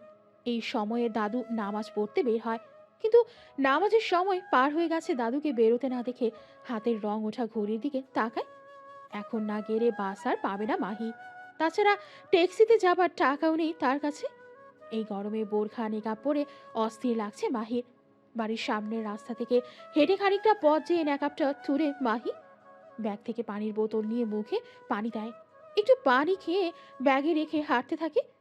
দূর থেকে মাহিকে দেখে একটা দীর্ঘশ্বাস ফেলে কবির। মাহি কিছু দূর হাঁটতে একটা রিস্কা এসে থামে তার সামনে। ফোকলা হেসে লোকটি বলে, আম্মা যাইবেন নাকি? না চাচা, আপনি যান। আম্মা চলেন না, সকাল থেকে একটাও লোক উঠে নাই, খাওয়ানোর টাকা নাই। মাহি ব্যাগ হাতড়ে দেখে তার কাছে 70 টাকা আছে। বাসে 50 টাকা নিলে আর থাকবে 20 টাকা। মাহি 20 টাকা লোকটাকে দিয়ে বলে, চাচা, আমার কাছে এর চেয়ে বেশি নেই। এটা নিয়ে আপনি কিছু খেয়ে নিন। আম্মা আপনি অনেক ভালা, আসেন আপনাকে নামাইয়া দিই। দেখা মনে হইতেছে আপনি অনেক আইলা গেছেন। না চাচা, ঠিক আছে আমি। আপনি গিয়ে কিছু খেয়ে আসেন। না আম্মা, আপনি কই রাখবেন কোন, আপনারে নামাইয়া আমি খামু। মাহি লোকটাকে অনেকবার বললেও লোকটার সাথে পেরে ওঠে না, তাই রিকশায় উঠে বসে। এমনিতেও শরীর খারাপ করছে। বাস স্ট্যান্ডে এসে রিকশা থামে। লোকটার থেকে বিদায় নিয়ে বাসে উঠে বসে মাহি। বারবার আল্লাহকে ডাকছে, শরীর খারাপ করছে। বাকি পথ যেতে পারবে তো? প্রচুর গরমে বোরকার ভেতরে জামা ঘামে ভিজে গেছে। শরীর গুড়িয়ে উঠছে, আর না পেরে বমি করে দিল মাহি পাশের ব্যক্তিটার গায়ে। ভয়ে ভয়ে তার দিকে তাকায় মাহি। এই তো সেই ব্যক্তিটাই আসার সময় যে ছিল। মাহি আবারও বমি করে দেয়। এতে বাসের সবাই বিরক্ত হয়, নানান কথা বলতে থাকে। পাশের ব্যক্তিটি মাহির দিকে তাকিয়ে বলে, কি হয়েছে? শরীর খারাপ করছে? বলো ড্যামিট, কি হচ্ছে? কষ্ট হচ্ছে? মাহি বাসের সবার কথায় ভয়ে পাশের মানুষটির দিকে তাকায়। সবাই যেখানে তাকে বাস থেকে নামিয়ে দেওয়ার কথা বলছে, লোকটি তাকে জিজ্ঞাসা করছে সে কেমন আছে। কিন্তু আশেপাশে মানুষের কথায় চরম রেগে যায়। চুপ, কেউ আর একটা কথা বলে এখনই বাস থেকে ফেলে দেবো। এমন রাগান্বিত স্বরে বলা হুমকিতে সবাই চুপ হয়ে যায়। সবাই চুপ হলেও মাহি চুপ থাকলো না। এই রাগের স্বরের সাথে পূর্ব পরিচিত সে। কে আপনি? কবির মাহির দিকে চেয়ে পানি হাতে ধরিয়ে দেয়। মুখের মাস্কটা খুলতেই অবাক হয়ে তাকায় মাহি। আপনি? কবির রেগে বলে, আমি না তো কে? ভূত। পানি খাও। বলে কবির উঠে ড্রাইভারকে গাড়ি থামাতে বলে। বাস থামতেই কবির নেমে আবারও 5 মিনিট পরে উঠে আসে। মাহি অবাক হয়েই রয়েছে তখন থেকে। আশেপাশে সবাই ফিসফিস করছে। কবিরের অন্য টি শার্ট পরে আসতে দেখে আরো অবাক হয় মাহি। কবির মাহির দিকে হাত বাড়িয়ে দেয়। মাহি একে তো অবাক, কিন্তু চুলে চলো বলায় মুখ ফিরিয়ে নেয়। কবির ওর পাশে বসে বলে, কোনো সিন ক্রিয়েট ছাড়া আমার সাথে যাবে নাকি তুলে নিয়ে যাবো? দেখুন আপনি। পরে দেখবো। বলেই মাহিকে হাত ধরে উঠিয়ে নেয়। ছাড়ুন, বাঁচাও। চুপ। বাঁচাও বাঁচাও আবার কি? স্বামীর কাছে কিসের বাঁচাও? আপনি? কবিরের চোখ রাগানি দেখে ভয়ে আর কিছু বলল না মাহি। তার মধ্যে তার শরীর যেন চলছে না একদমই। বাস থেকে নেমে দেখে পাশেই কার দাঁড় করানো আছে। কবির মাহির ন্যাকাপটা খুলে দেয়, ভেতরে বসিয়ে এসি অন করে দেয়। মাহি দুর্বল চোখে সবটা দেখছে, কিছু বলার শক্তিও পাচ্ছে না। কবির রুমাল ভিজিয়ে মাহির মুখ মুছিয়ে দেয়। কুড়ি করতে বলে একটা জুসের বোতল তার দিকে এগিয়ে দেয়। খেয়ে নাও, বেটার লাগবে। মাহি খাবে না বললে রেগে বলে, খাবে নাকি খাওয়াবো? মাহি একটু খেয়ে নেয়। দুর্বল মাহিকে জড়িয়ে ধরে গাড়ি চালাতে ইশারা করে ড্রাইভারকে। মাহি নিজেকে ছাড়াতে চাইলেও পারে না, বিন্দুমাত্র শক্তি নাই, তবুও ছাড়াতেই হবে। শুয়ে থাকো। মাহি শুয়েই ঘুমিয়ে পড়ে। কবির মাহির মুখের দিকে তাকিয়ে চোখ নিচে কালি পড়েছে। চোখে মুখে স্পষ্ট টায়ার্ডনেস। মাহির কপালে চুমু দিয়ে ভালোভাবে জড়িয়ে ধরে। মাহির ঘুম ভাঙতেই নিজেকে পরিচিত রুমটায় দেখে হানিফা বেগম পাশেই বসে আছে। এখন কেমন লাগছে? ভালো। আমি এখানে কিভাবে? স্যার নিয়ে এসেছে। মাহির সব কথা মনে পড়তেই চোখ মুখ শক্ত করে ওঠে। তখনই রুমে প্রবেশ করে মেঘ। মেঘকে দেখে এক দফা অবাক হয়ে তাকায় মাহি। মেঘ মাহির পাশে বসে। কেমন আছিস? তুমি এখানে? এতটা রাগ মাহি, একবারও কল করিসনি, নিজের ফোন নম্বরও চেঞ্জ করেছিস। রাগ? রাগ কেন করব? মাফ করে দে মাহি, আই অ্যাম সরি, আমি তোর প্রতি অন্যায় করেছি। বলে মাথা নিচু করে ফেলে। তুমি কিভাবে জানো আমি এখানে? রাস্তায় তোকে আর কবিরকে একসাথে কবিরের গাড়িতে উঠতে দেখেছি। কবির তোর সাথে রুড ব্যবহার করেছিল। আমি আসার আগেই তোকে গাড়িতে তুলে, তাই ওর গাড়ির পিছু করতে করতে এখানে এসেছি। মাফ করে দে মাহি, আমি এই যন্ত্রণা নিয়ে আমি আর পারছি না মাহি। প্লিজ মাহি, ফিরে চল না, আমরা নতুনভাবে আবারও শুরু করব। বল। দয়া করে চলে যান। আমি কাউকে চাই না আমার জীবনে। এভাবে কেন বলছিস মাহি? আমি মানছি আমি ভুল করেছি। তুমি কোনো ভুল করনি। আমার ভাগ্য তো এমনই, আমি মেনে নিয়েছি সেটা। ওদের ভুলের শাস্তি আমরা কেন পাবো মাহি? ওদের ভুল মানে? মাহিকে মেঘ সব বলতেই মাহি চরম অবাক হয়ে তাকায়। নীলাপু কিভাবে এমনটা করতে পারে? ওর করা অন্যায়ের শাস্তি আমি কেন পেলাম? বলেই ঢুকরে কেঁদে ওঠে মাহি। মাহিকে আগলে নেয় মেঘ। হানিফা সব শুনে সেও স্তব্ধ। এটুকু একটা মেয়ের জীবনে কত কিছুই না হয়ে গেল। হানিফার রাগ হলো প্রচুর নীলার ওপর। এভাবে কাঁদিস না মাহি, তোর বাচ্চাটার। বাচ্চা? মেঘ অবাক হয়ে বলে, বাচ্চা? মাহি নিজের পেটে হাত রাখে, আবারও ঢুকরে কেঁদে ওঠে। তুই প্রেগনেন্ট? হ্যাঁ, মাহি প্রেগনেন্ট। পিছে তাকিয়ে কবিরকে দেখে অবাক হয় মাহি মেঘ। মেঘ মাহির হাত ধরতেই কবির এক ঝটকায় ওর হাত সরিয়ে নিয়ে বলে, দূরে থাক মেঘ আমার বউ বাচ্চা থেকে। মেঘ হেসে ওঠে। ডিভোর্স দিয়ে বউ বলছিস কোন মুখে? কে বলেছে আমি ডিভোর্স দিয়েছি? শুধু সাইন করেছে ওকে ভয় দেখানোর জন্য, কষ্ট দেওয়ার জন্য। তাছাড়া দুইবার বিয়ে করে বউকে ডিভোর্স তো দুইবারই দেওয়া উচিত। দুবার মানে? মানে মাহি ওয়াজন্ট রাইট এটা বলবো না, তবে ওকে তুলে নিয়ে গিয়ে এটি কাগজে সাইন করেছিলাম, সেটা রেজিস্ট্রি পেপার ছিল। মাহির মনে পড়তেই সে চমকে তাকায়। মনের কোণে কি যেন হালকা হয়ে যায়, হয়তো সন্তান অবৈধ না এটা ভেবে। তুই যা করেছিস তার জন্য আমি তোকে ছাড়বো না। ছাড়বে কিনা সেটা তোর ব্যাপার, আমার বউ আর সন্তান থেকে দূরে থাকবে, সেটা না হলে আমি তোকে ছাড়বো না। ধমকাচ্ছিস? সেটাই মনে কর। আমি অনেক খুশি জানিস, আমার সন্তানের পৃথিবীতে আসবে। কোন সন্তান? মাহির কথায় অবাক হয়ে তাকায় মেঘ, কিন্তু কবির অবাক হয় না। একদম নিজের সন্তান বলে দাবি করবেন না। কি গ্যারান্টি এটা আপনার সন্তান? এই সন্তান আমার কাছে একটা রেপিস্টের সন্তান, আর আমি তো ফষ্টি নষ্টি করে বেড়াই। হতে পারে। কিছু বলার আগেই কবির ভয়ানক কাণ্ড করে বসে। সবার সামনেই মাহির মুখ আটকে দেয়। হানিফা বেগম মাথা নিচু করে বেরিয়ে যায়। মেঘ রেগে বেরিয়ে যায়। মাইকে ছেড়ে ওর মুখের দিকে তাকায় কবির। মেয়েটা শকড হয়ে আছে। হেসে ওর কপালে ঠোঁট ছোঁয়ায়। চোখ দিয়ে গড়িয়ে পড়ে পানি। মাহি অবাক হয়। কাছে কবির। কবির মাহির মুখটা সামনে এনে বলে, আমি মানছি আমি যা করেছি তা ঠিক করিনি, কিন্তু বিশ্বাস কর তাতে আমার বিন্দু মাত্র আফসোস নেই।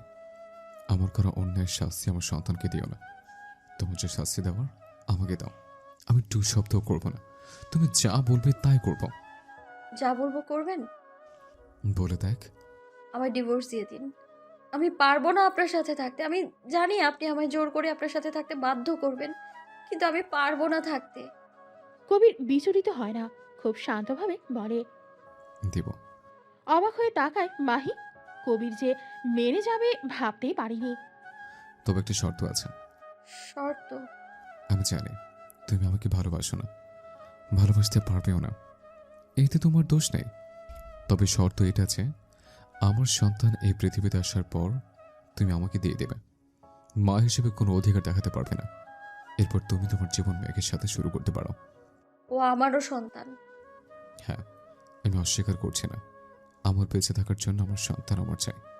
আমি চাই না আমার সন্তান তোমাকে ঘৃণা করুক। তাছাড়া তোমাদেরও তো ভবিষ্যতে। আর কিছু বলতে পারল না কবির। গলা ধরে আসছে তার। উঠে বাইরে যেতেই নজরে পড়ে মেঘকে। এক পলক তার দিকে তাকিয়ে চলে যায়। সে আর মাহির উপর জোর করতে চায় না। ইচ্ছে করলে সে মাহিকে জোর করে নিজের সাথে রাখতে পারে, কিন্তু যাকে সে এতটা ভালোবাসে তাকে সে আর কষ্ট দিতে চায় না। মেঘ ওর ভালোবাসাও যদি মেঘের সাথে সুখী হয় তবে তাই হবে। অনেকদিন পর দাদুকে দেখে মাহি চোখে পানি ছলছল করছে। হুইল চেয়ারে বসা লোকটিরও চোখ ছলছল করে উঠে হাত বাড়িয়ে মাহিকে কাছে ডাকে। মাহি ধীর পায়ে দাদুর কাছে বসতেই কেঁদে জড়িয়ে ধরে আদরের নাতিকে। আমাকে মাফ করে দে মাহি। মাহি চুপচাপ উঠে দাঁড়ায়। কোনো কথা না বলে হেঁটে চলে আসতেই আটকে দেয় মেঘ। কোথায় যাচ্ছিস? সন্তানের পিতা বাইরে দাঁড়িয়ে আছে, ছাড়ো। সন্তান মানে? তুই এই সন্তান রাখবি না? ওর মতো রেপিস্টের সন্তান তোর গর্ভে কিছুতে থাকতে দিব না। চল আজই তোর অ্যাবর্শন করাবো বলে। খবরদার আমার বাচ্চার ব্যাপারে একটাও বাজে কথা বলবেন না। মেঘ অবাক হয়ে বলে, মাহি তুই ওই কবির অন্যায় করেছে, পাপ করেছে, তার শাস্তি আমি নিষ্পাপ শিশুকে দিব ভাবলে কি করে?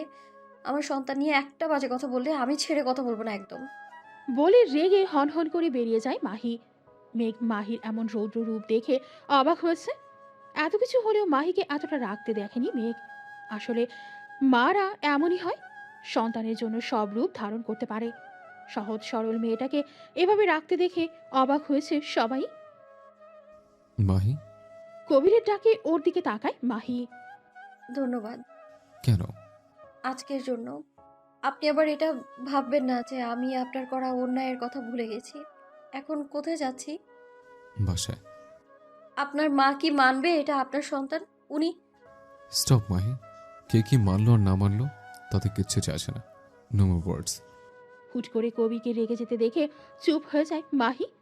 বাসায় পৌঁছাতেই দেখে কবিতা দাঁড়িয়ে আছে। মাহিকে দেখেই এসে জড়িয়ে ধরে। কেমন আছো মাহি? ভালো আপু, আপনি? ভালো না থেকে আর কোথায় যাব? ফুপি হচ্ছি, এত বড় খুশির খবর কেউ ভালো না দেখতে পারে? এসো বস। মাহি বসতেই এক গ্লাস পানি হাতে বেরিয়ে আসে কবিতার মা। পানি মাহির দিকে এগিয়ে দিতেই পানি অবাক হয়ে তাকায়। বাইরে অনেক রোদ, খেয়ে নাও। মাহি পানি একটু খেয়ে রেখে দেয়। মেয়েটা রেস্ট করতে দে। মাহি যাও, রুমে গিয়ে ফ্রেশ হয়ে নাও। আমি তোমার জন্য খাবার পাঠাচ্ছি, কবিরকে রুমে নিয়ে যা।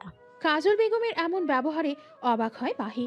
কথায় কথায় যে তাকে এটা ওটা বলতো সে আজ এত ভালো ব্যবহার করছে। মাহি ধীর পায়ে রুমের দিকে যায়। দুদিন পরে। এই মাহি দেখো তো, এই বালা দুটো তোমার পছন্দ কিনা দেখি, হাত দাও। বিয়ের পর মেয়েদের হাত খালি থাকতে নেই, এটা সবসময় পরে থাকবে। এইটা আমার শাশুড়ি আমাকে দিয়েছে।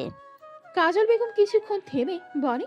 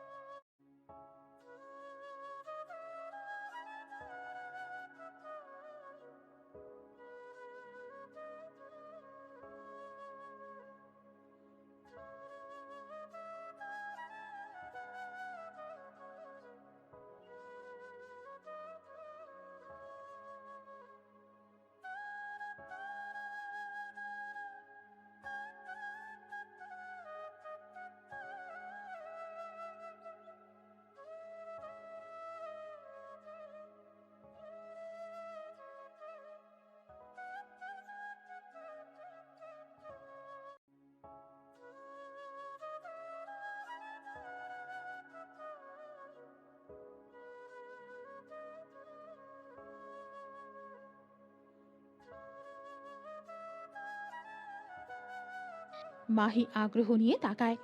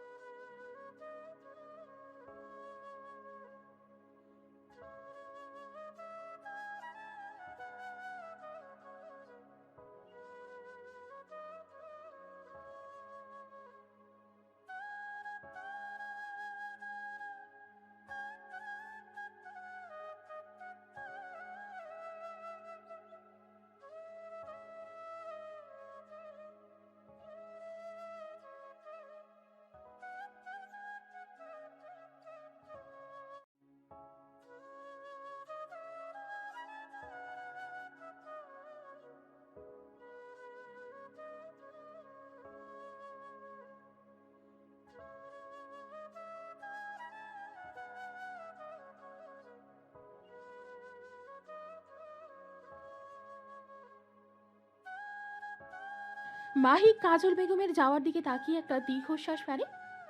জীবন কোথায় থেকে কোথায় মোড় নিচ্ছে নিজেই যেন বুঝে উঠতে পারছে না। রাতে বেশ দেরি করে বাসায় ফেরে কবির। রুমে এসে মাহিকে বসে থাকতে দেখে অবাক হয় কবির। কি হয়েছে, ঘুমাওনি? শরীর খারাপ? ডক্টর ডাকবো? না, তাহলে তুমি জেগে আছো কেন? কি ফুচকা, তাও এত রাতে? হুম, কাল খেও, এখন ঘুমাও। ঠিক আছে। বলে খাটে শুয়ে পড়ে। কিছুক্ষণ পর প্লেটে ফুচকা নিয়ে এসে মাহিকে ডাক দেয়।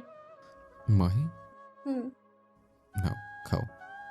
মাহি ফুচকা দেখে অবাক হয়ে বলে, আপনি ফুচকা পেলেন কোথায়, তাও এত রাতে? ফুচকা নিয়ে এসেছিলাম তোমার জন্য। ভাবলাম এতবার বমির পর একটু চটপটে খাবার যদি তোমার ভালো লাগে। তখন দিলেন না কেন? তুমি জোর করলে না কেন? শুনেছি মেয়েরা নাকি ফুচকা খাওয়ার জন্য জোরদার আবদার করে। আমিও করি। দাদুর সাথে বাইরে গেলে ফুচকা খেতামই। দাদু খেতে দিতে চাইতো না, তবু জোর করে খেতাম। মেঘ ভাইয়ার কাছেও জোর। আর কিছু বলল না মাহি। কবিরের রাগ হলো মেঘের নাম শুনে নিজেকে শান্ত করে বলে, আমার বাচ্চা না হওয়া পর্যন্ত তোমার যা আবদার সব করবে আমার কাছে। পরে তুমি যার কাছে ইচ্ছে তার কাছেই করো। বলে বাইরে চলে যায়। মাহি হতভম্ব হয়ে আছে। হুট করে রেগে গেল কেন? এভাবে 1 মাস কেটে যায়। মাহির পেটটা একটু উঁচু হয়েছে, মাহি সেটাই দেখছে। কবির রুমে ঢুকে দেখে মাহি পেট দেখছে। কবির মাহির কাছে এসে বলে, চলো, দেরি হয়ে যাবে। তোমার চেক আপ করে আমি অফিস যাব। হুম, মাহি আর কবির বসে আছে গাড়িতে। কেউ কোনো কথা বলছে না। মাহি 1 মাস আগে খেয়াল করেছে কবির ছোট ছোট জিনিসের খেয়াল রাখলেও ওর সাথে তেমন একটা কথা বলে না। শুনুন। কি হয়েছে, শরীর খারাপ করছে? না, তাহলে আমি আইসক্রিম খাবো। কবির বাড়তি কোনো কথা না বলে মাহিকে আইসক্রিম কিনে দেয়। মাহি আইসক্রিম বাচ্চাদের মতো করে খাচ্ছে, ঠোঁটের আশেপাশে লেগে আছে। হসপিটাল পৌঁছাতে পৌঁছাতেই মাহি দুটো আইসক্রিম শেষ করে ফেলে। আরও দুটো আছে রেখে দিলে গলে যাবে, তাই বাকি দুটো পথ শিশুকে দিয়ে দিল। কবির এগিয়ে এসে মাহির মুখ মুছিয়ে দেয়। মাহিকে ধরে সিঁড়ি বেয়ে ওপরে ওঠে। লিফটে বুকে মাহিকে কবিরকে জড়িয়ে ধরে। লিফটে মাহির ভয় করে।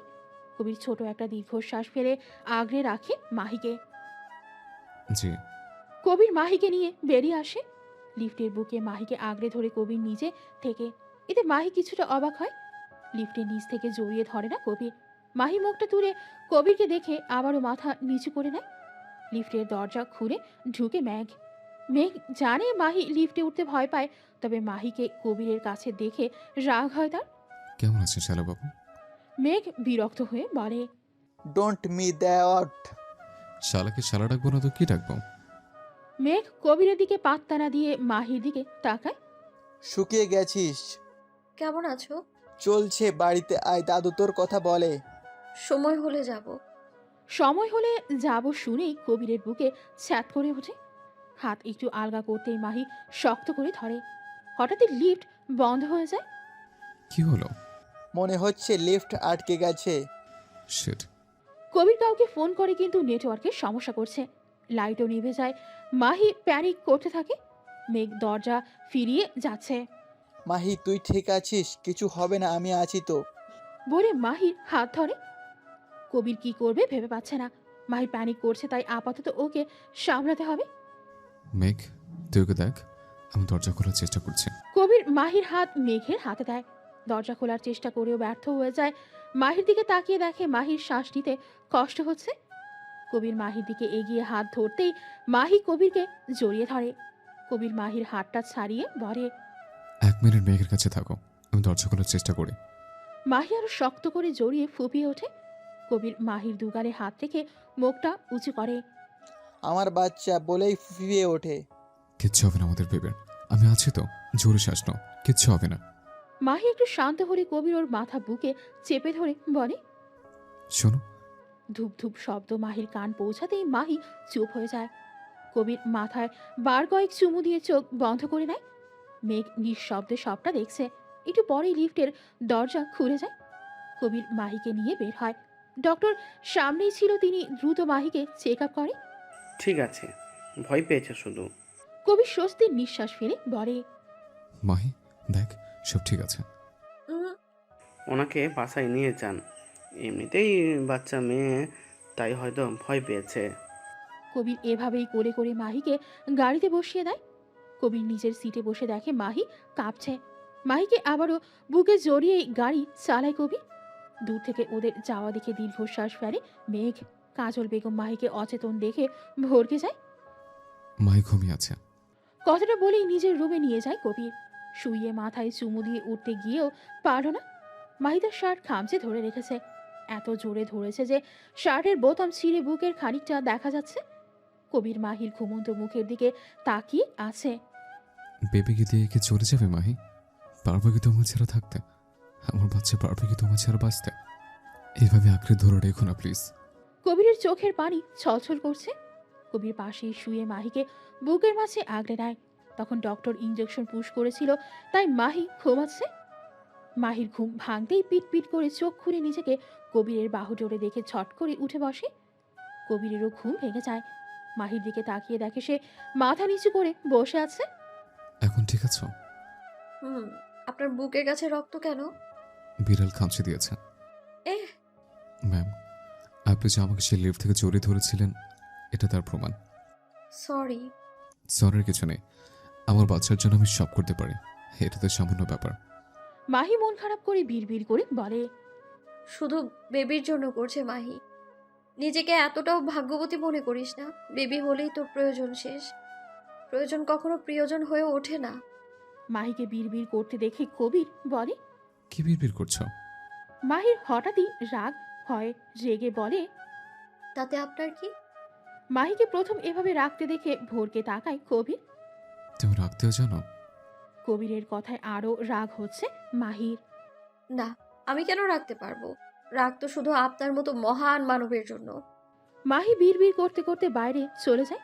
নিচে আসতেই কাজল বেগম মুচকি হেসে বলে, ঘুম হলো? কিছু খাবি? না, খেতে ইচ্ছে করছে না। না হলেও এই সময় একটু আধটু করে খাবি, তোর শরীরে অতিরিক্ত শক্তি দরকার এখন। তুই বস, আমি তোর জন্য ঝাল ঝাল চাউমিন বানিয়ে আনছি, দুজন বসে গল্প করব। মাহি ঠোঁট এলিয়ে হেসে বলে। ঠিক আছে। শাশুড়ি বৌমা মিলে অনেক গল্প করল। মাহি আবারও ঘুমিয়ে পড়ে। কাজল বেগম মাহির মাথায় হাত বুলিয়ে দেয়। রাত প্রায় 9টা বাজে। কবির মিটিং শেষ করে ফিরতেই দেখে মাহি ঘুমাচ্ছে। ওইখানে এভাবে কেন? কিছু না, গল্প করতে করতে ঘুমিয়ে পড়েছে।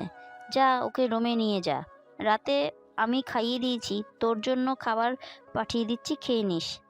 কবির মাহিকে কোলে তুলে যেতে যেতে বলে। আপনি না খেলে খেয়ে নিন। কাজল অবাক হলেও মুচকি হাসে। ছেলে তার খোঁজ করছে। ঘুমন্ত মাহির দিকে তাকিয়ে আছে কবির। মেয়েরা খুবই ঘুম কাতুরে।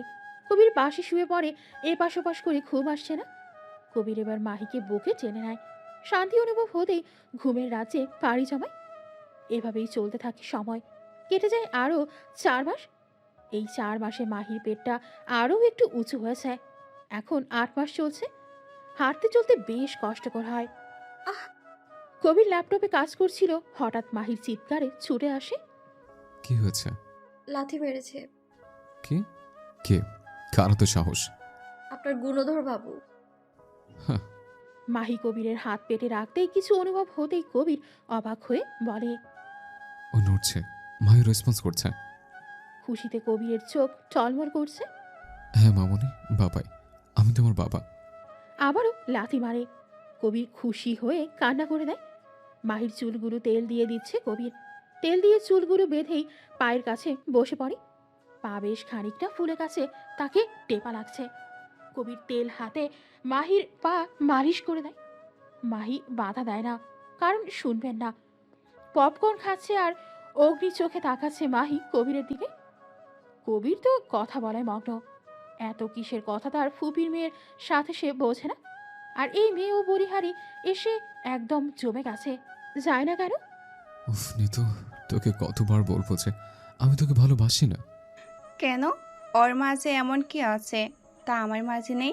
তাছাড়া বাবু হলে তো আমাকে ছেড়ে চলে যাবে মেঘের কাছে। কবিরের বুকে তীরের মতো বিদ্ধ কথাটা। আমি আমার সন্তান নিয়ে থাকবো, এতে তৃতীয় কাউকে আমার লাগবে না। মায়ের জায়গায় মায়েরই থাকবে। কিন্তু কেন? আমাকে একবার ভালোবেসে দেখো। কবির বিরক্ত হয়ে বলে। নিতু, এক কথা বারবার বলতে ভাল লাগে না। ফুপির জন্য তোকে আমি আজ বোঝালাম। নিতু কবিরের হাত ধরতেই চট করে উঠে বসে মাহি। এখন আর সহ্য হচ্ছে না এইসব। যতই হোক কবির তার বর। রাগে রিরি করে উঠছে শরীর। ডাইনিং ছেড়ে বসার রুমের দিকে হাঁটতেই কিছুর সাথে বেঁধে উপুর হয়ে পড়ো মাহি। বিকট শব্দে পিছে তাকাতেই থম মেরে গেল কবির। ফ্লোরে রক্ত যেন মুহূর্তেই ছড়িয়ে গেল। মাহির আর্তনাদ কানে আসতেও হুট করে হয়ে যাওয়া ঘটনায় শক্ট কবি। পাশে নিতু ধাক্কা দিয়ে কবিরকে ডাকে। কবির হুঁশ আসতেই ছুটে মাহির কাছে যায়। রক্ত ভেজা হাতের দিকে তাকিয়ে আছে, মাথা যেন কাজ করছে না। কাজল বেগমের ডাকে হুঁশ আসে কবিরের। মাইকে কোলে তুলে নে কবির। কাজল বেগমের কথা যেন কানে বাজতে লাগলো। মাহিকে কুলে তুলে গাড়িতে বসে কবির। কোনো মতে হসপিটাল পৌঁছাতেই ডক্টর নার্স ছুটে আসে। এক কোনায় গুটিয়ে বসে আছে কবির। একটা নার্স তার কাছে ছুটে আসে। ওনার হাজবেন্ড কে? কবির উঠে দাঁড়াতেই নার্সটি বলে। ও আপনি, দেখুন আপনার ওয়াইফের অবস্থা ভালো না। বাচ্চা আর ওয়াইফের মধ্যে যে কোনো একজনকে বাঁচতে হবে। কবির 2 কদম পিছে সরে যায়, ধপ করে বসে পড়ে চেয়ারে। আপনারা কাকে বাঁচাতে চান? কবির থম মেরে আছে। নার্সটি আবারও জিজ্ঞাসা করে কবির বলে। আমার ওয়াইফকে বাঁচান। কবিরের কথায় থমথমে পরিবেশ আরও থমথমে হয়ে গেল। কবিরের চোখ বেয়ে গড়িয়ে পড়ে অশ্রু। ধীরে উঠে বেরিয়ে গেল হসপিটাল থেকে। আজানের ধ্বনি কানে আসতেই মসজিদের দিকে ছুটল কবির। এক নাগারে ফোন বেজে চলছে কবিরের। কবির মসজিদেই বসে আছে, গায়ে তার এখনো ছিটে ছিটে রক্ত লেগে আছে। কবিতার নাম দেখে ফোন ধরে কবির। কানে ফোন ধরতেই ভেসে আসে সদ্য জন্মানো কোনো বাচ্চার আওয়াজ। ওপাশ থেকে কবিতা বলে। শুনতে পাচ্ছিস কবির? তোর বাচ্চার শব্দ। কবিরের চোখ বেয়ে নোনা জল গড়িয়ে পড়ে। অস্পষ্ট স্বরে বলে। মাহি, আপু। তুই জলদি আয়। বলেই ফোন কেটে দেয়। অজানা আতঙ্কে বুক কেঁপে উঠল কবিরের। মাহিকে আবারও হারিয়ে ফেলবে না তো? নিজের শরীরকে কোনো মতো টেনে তুলে গাড়িতে বসে কবির। হাজারো চিন্তা ভাবনা নিয়ে গাড়ি স্টার্ট দেয়। কিছু দূর যেতেই থেমে যায় কবির। সাহসে কুলোচ্ছে না ওর। আবারও সাহস নিয়ে হসপিটাল পর্যন্ত আসে কবির। এলোমেলো পায়ে হেঁটে আসতেই দেখে কবিতা বসে আছে, হাতে তোয়ালে মোড়ানো একটা বাচ্চা। কবির এসেই ধীর কণ্ঠে বলে। আপু, মাহি। কবিতা কিছু বলার আগেই ডক্টর বেরিয়ে আসে। মাহি বেঁচে আছে। মেয়েটা অনেক স্ট্রং আর সাহসীও বটে। এখনও বাচ্চা টাইপ লাগে। ওই যে কথায় আছে না, রাখে আল্লাহ মারেকে। আল্লাহ হায়াত দিলে আমরা তো মানুষ মাত্র। ও জ্ঞান ফিরে না এখনও। আশা করছি 24 ঘন্টার মধ্যে জ্ঞান ফিরবে। পিটপিট করে চোখ খুলতেই সামনের সাদা ছাদ নজরে আসে মাহির। শরীরে অসহ্য ব্যথা, পেটে হাত দিতেই কেঁপে উঠল মাহি। আমার বাচ্চা বলেই কেঁদে দেয়। আপনি কান্না করছেন কেন? আমার বাচ্চা? আপনার বাচ্চা বেঁচে আছে, কান্না করবেন না। আপনার শরীর খুব দুর্বল। মাহির মুখে হাসি ফুটে উঠল। কিছু বলার আগেই নার্সটি বেরিয়ে যায়। নার্স বের হওয়ার কয়েক সেকেন্ড পরেই রুমে ঢুকে কবির। কবিরকে দেখে অবাক হয়ে তাকায় মাহি। কেমন এলোমেলো লাগছে। তুমি ঠিক আছো? কষ্ট হচ্ছে? মাহি মুচকি হাসে। আমার বাবু কোথায়? আইসিইউতে। কি হয়েছে? বলেই কেঁদে দেয় মাহি। কবির মাহির চোখের পানি মুছে দিয়ে বলে, সময়ের আগে চলে এসেছে, তাই কিছুদিন আইসিইউতে রাখবে ডক্টর। খেয়ে না প্লিজ। তোমরা দুজন বেঁচে আছো, এটি অনেক। আমার আর এর চেয়ে বেশি কিছু চাওয়ার নেই। কবির মাহির কপালে চুমু দিয়ে হাত জড়িয়ে ধরে। চোখ মুখ লাল হয়ে আসে, মনে হচ্ছে কেটে দেবে। মাহির হাতে পরপর কয়েকটা চুমু এঁকে বুকের সাথে চেপে ধরে। ব্যথায় ছটফট করছে মাহি। সিজারের ব্যথায় হাড় কাঁপিয়ে জ্বর আসছে, এই গরমেও লেপের মধ্যে জড়িয়ে আছে মাহি। কবির এভাবে মাহিকে দেখতে পারে না, বেরিয়ে যায়। একদিকে বেবি, একদিকে মাহি। কবির চেয়ারে হেলান দিয়ে বসে, না আর পারছে না সহ্য করতে।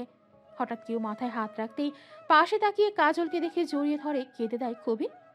কাজল বেগম শক্তপোক্ত ছেলেটাকে কাঁদতে দেখে অবাক হলেও মাথায় হাত বুলিয়ে বলে, সব ঠিক হয়ে যাবে কবির। কবির ফুপিয়ে উঠে বলে, মাহির কষ্ট, বাচ্চার কষ্ট আমার সহ্য হচ্ছে না। নিজেকে অসহায় লাগছে। আমি চেয়েও কিছু করতে পারছি না তাদের জন্য। মাহির ঘুমন্ত মুখের দিকে তাকিয়ে আছে কবির। যন্ত্রণায় ছটফট করতে করতে মাত্রই ঘুমিয়েছে মেয়েটা। কবির হাত বুলিয়ে দিচ্ছে মাথায়। চোখের কোণে এখনো পানি রয়েছে। কবির চোখের পানি মুছে দিয়ে ঠোঁট ছোঁয়ালো দু চোখে। কবিতা রুমে ঢুকে বাবুকে নিয়ে। বাবুটার মায়ের গরম লাগবে, বাবু অনেক উইক। কিন্তু মাহি যা অবস্থা, তাতে মাহি বাবুকে কিভাবে নেবে? তাহলে কি হবে এখন? ভাইকে অবুঝ বালকের মতো প্রশ্ন করতে দেখে কবিতা হতাশ হয়। এটা ভালোই বুঝতে পারছে যে তখনকার শক এখনো কাটিয়ে উঠতে পারিনি। সব ঠিক থাকলেও কবিরের হারানোর ভয় এখনো যায়নি। তোমাদের রাজপুত্রকে এখন তোকেই বুকের মাঝে জড়িয়ে রাখতে হবে। কবির এক ঢোক গিলে বলে, ওকে ধরতে আমার ভীষণ ভয় করে। এই বুঝে ভেঙে যায়। এত কিছুর মাঝেও ভাইয়ের কথায় হেসে দেয় কবিতা। কবির হাসির কারণ না বুঝে বলে, হাসতিস কেন? কিছু না, ভাবছি আবার সেই তেজি রাগী বিচক্ষণ ভাইটা কই। মানে? তোর মাঝে আমার ভাইকে খুঁজে পাচ্ছি না কবির। কবির মাথা নিচু করে রাখে। কবিতা ভাইয়ের মাথায় হাত বুলিয়ে দিতেই কবির বাচ্চাদের মতো কেঁদে ওঠে। আমি প্রচুর ভয় পেয়ে গেছিলাম আপু। আল্লাহ আমার ভুলের শাস্তি মাহি বা বাবুকে কেড়ে নিয়ে দিবে ভেবে ভয় পেয়েছিলাম। আমি ওদের চাই আপু, ওদের ছাড়া বাঁচতে পারবো না। সে ভয়টা আমাকে এখনো ঘিরে ধরে আছে। মাহি বাবু দিয়ে যদি চলেছে, এইটুকু বাচ্চার আমি কিভাবে কি করব? আমার যে মাহিকেও চাই। আমি স্বার্থপর হয়ে মাহিকে জোর করতে চাই না, কিন্তু মাহিকে ছাড়া আমি কিভাবে থাকবো? কবিতা ছোট্ট একটা শ্বাস ফেলে বলে, মেয়েরা কখনো স্বামীর সংসার ছাড়তে চায় না কবির, যতক্ষণ তারা সহ্য করতে পারে। মাটি কামড়ে পড়ে থাকে। কিন্তু তুই ওর সাথে যা করেছিস সেটা খারাপ করেছিস। আমি জানি এটা একটা ভুল বুঝাবুঝি থেকেই হয়েছে, তবুও দোস্ত তুইও করেছিস। আর একজন মেয়ে হয়ে ওর প্রতি হওয়া অন্যায় তো আর সমর্থন করতে পারি না বল। এখন এসব ভেবে বুদ্ধিহীন হোস না। আগে বাবুকে তোর বুকে নে, ওর পিঠে এইভাবে হাত বোলাবি। কবির বাবুকে বুকে নিয়ে হাত বোলাতে থাকে। কবিতা দেখে মুচকি হাসে। মাহির জ্ঞান ফিরেই দেখে কবির বাবুকে নিয়ে বসে আছে। মাহির জ্ঞান ফিরেছে দেখে কাজল বেগম তাকে উঠিয়ে বসায়। ওর কি হয়েছে? এভাবে বুকে কেন? কাল সারাদিনও ও আইসিইউতেই ছিল। বাচ্চা এখনো অনেক দুর্বল। একদিকে তুই আর একদিকে বাবু, কি যে গেছে কাল। মাহি কেঁদে দেয়। তা দেখে কবির উঠে এসে মাহির পাশে বসে। কাঁদছো কেন? আমার জন্যই আজ এসব হয়েছে। আমি তাড়াহুড়ো করে না উঠলে। কবির মাহির মাথায় হাত বুলিয়ে বলে, যাই হোক, তোমরা দুজন বেঁচে আছো, এটাই অনেক। 2টা দিন কেটে যায়। কবির এক মুহূর্তের জন্য মাহির আর বাবুর থেকে দূরে যায় না। মাহি এখনো একটু সুস্থ, তবে কয়েক মাস সাবধানে থাকতে হবে। দাদু সহ ও বাড়ির সবাই এসেছিল। মাইকে নিয়ে যেতে চাইলে কবির যেতে দেয় না। এ নিয়ে মেঘ আর কবিরের কথা কাটাকাটিও হয় কয়েক দফা।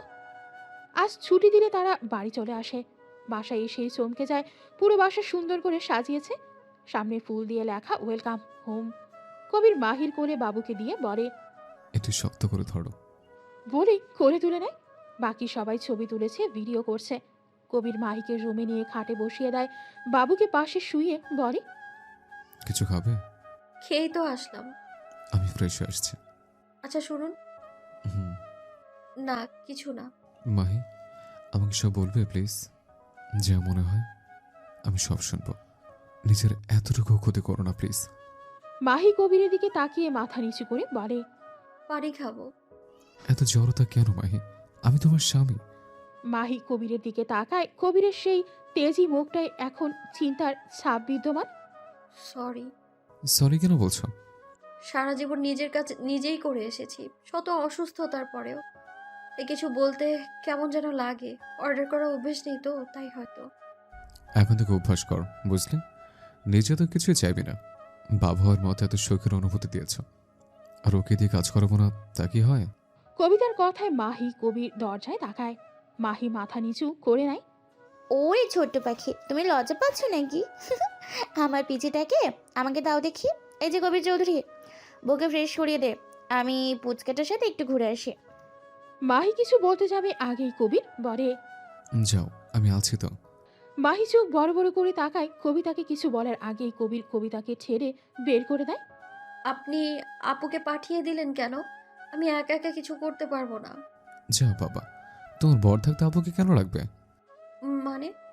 মানে আমি আমার বউকে ফ্রেশ করে দিতে পারবো। না, আমি যাবো না আপনার সাথে।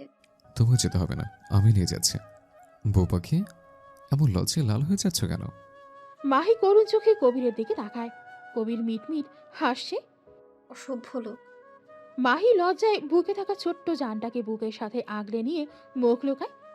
একটু পরে বুঝতে পারে কেউ ওদের দুজনকে জড়িয়ে ধরে রেখেছে। সেটা আর কেউ না, কবির। মাহি এর একটু এলিয়ে দেয় নিজের শরীর কবিরের কাঁধে। পিঠে ব্যথা করছে তার। কবিরের ধরায় একটু ভালো লাগছে, তাই শরীর কিছুটা এলিয়ে দেয়।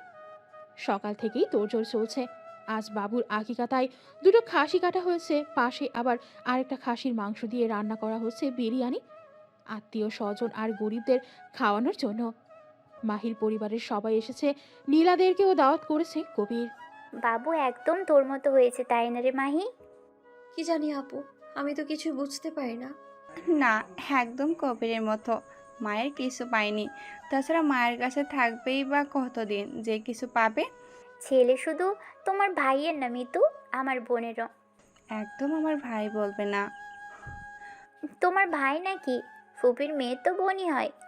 বোন না, বোনের চেয়ে বেশি কিছু। এই দাও তো বাবুকে, তাছাড়া তোমার অভ্যাস করার দরকার নেই, 2 দিন পর চলে যাবে। মাহি অবাক হয়ে তাকায়। চলে যাব মানে? তার মানে কি কবির এবার নিতুকে বিয়ে করবে? বাচ্চা তার কাছ থেকে কেড়ে নেবে? ভাবতেই ছেলেকে নিজের সাথে চেপে ধরে। কি হলো, দাও। কবির বলেছে বাবুকে আমার কাছে রাখতে, যেন তোমার অভ্যাস না লাগে। দাও। দেখছো না বাবু ঘুমোচ্ছে মায়ের কোলে। 2 দিন পর যার কাছে থাকতে হবে তার কোলে তো ঘুমাবে। দাও। এদিকে মাহির চোখে টলমল করছে পানিতে। নীলা মাহিকে দেখে সেও বেরিয়ে যায়। সবাই ঘিরে রেখেছে মাহিকে। অনেক আত্মীয় এসেছে, তাদের সাথে পরিচয় করিয়ে দিচ্ছে কবিতা আর কাজল বেগম। মাহি সবার সাথে কথা বললেও ওর মন পড়ে আছে বাবুর কাছে।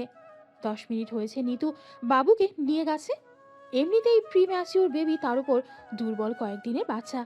মাহি এখন ভীষণ কান্না পাচ্ছে। মাহি, মাহি। মাহি চমকে ওঠে। কবিরের আওয়াজের সাথে ভেসে আসছে বাবুর কান্নার আওয়াজ। মাহি তড়িঘড়ি করে উঠতেই কাটা জায়গায় ব্যথায় আবার বসে যায়। কবির সবার দিকে একবার চোখ বুলিয়ে রেগে বলে সমস্যা কি তোমার? যার তার কাছে কাব্যকে দিয়েছো কেন? সে কখন থেকে কেঁদেই যাচ্ছে বাচ্চাটা আমার। মাহি কবিরের রেগে যাওয়া দেখে কিছুটা ঘাবড়ে যায়। তার উপর কাব্যর কান্না। ছেলেটা এত কাঁদছে কেন? মাহি কবিরের থেকে বাবুকে নিতে গেলে কবির রেগে বলে থাক, তোমাকে কিচ্ছু করা লাগবে না, আমি আমার ছেলেকে সামলে নেব। যাও, তুমি গল্প করো। বলে কাব্যকে বুকের মাঝে নিতেই চুপ হয়ে যায়।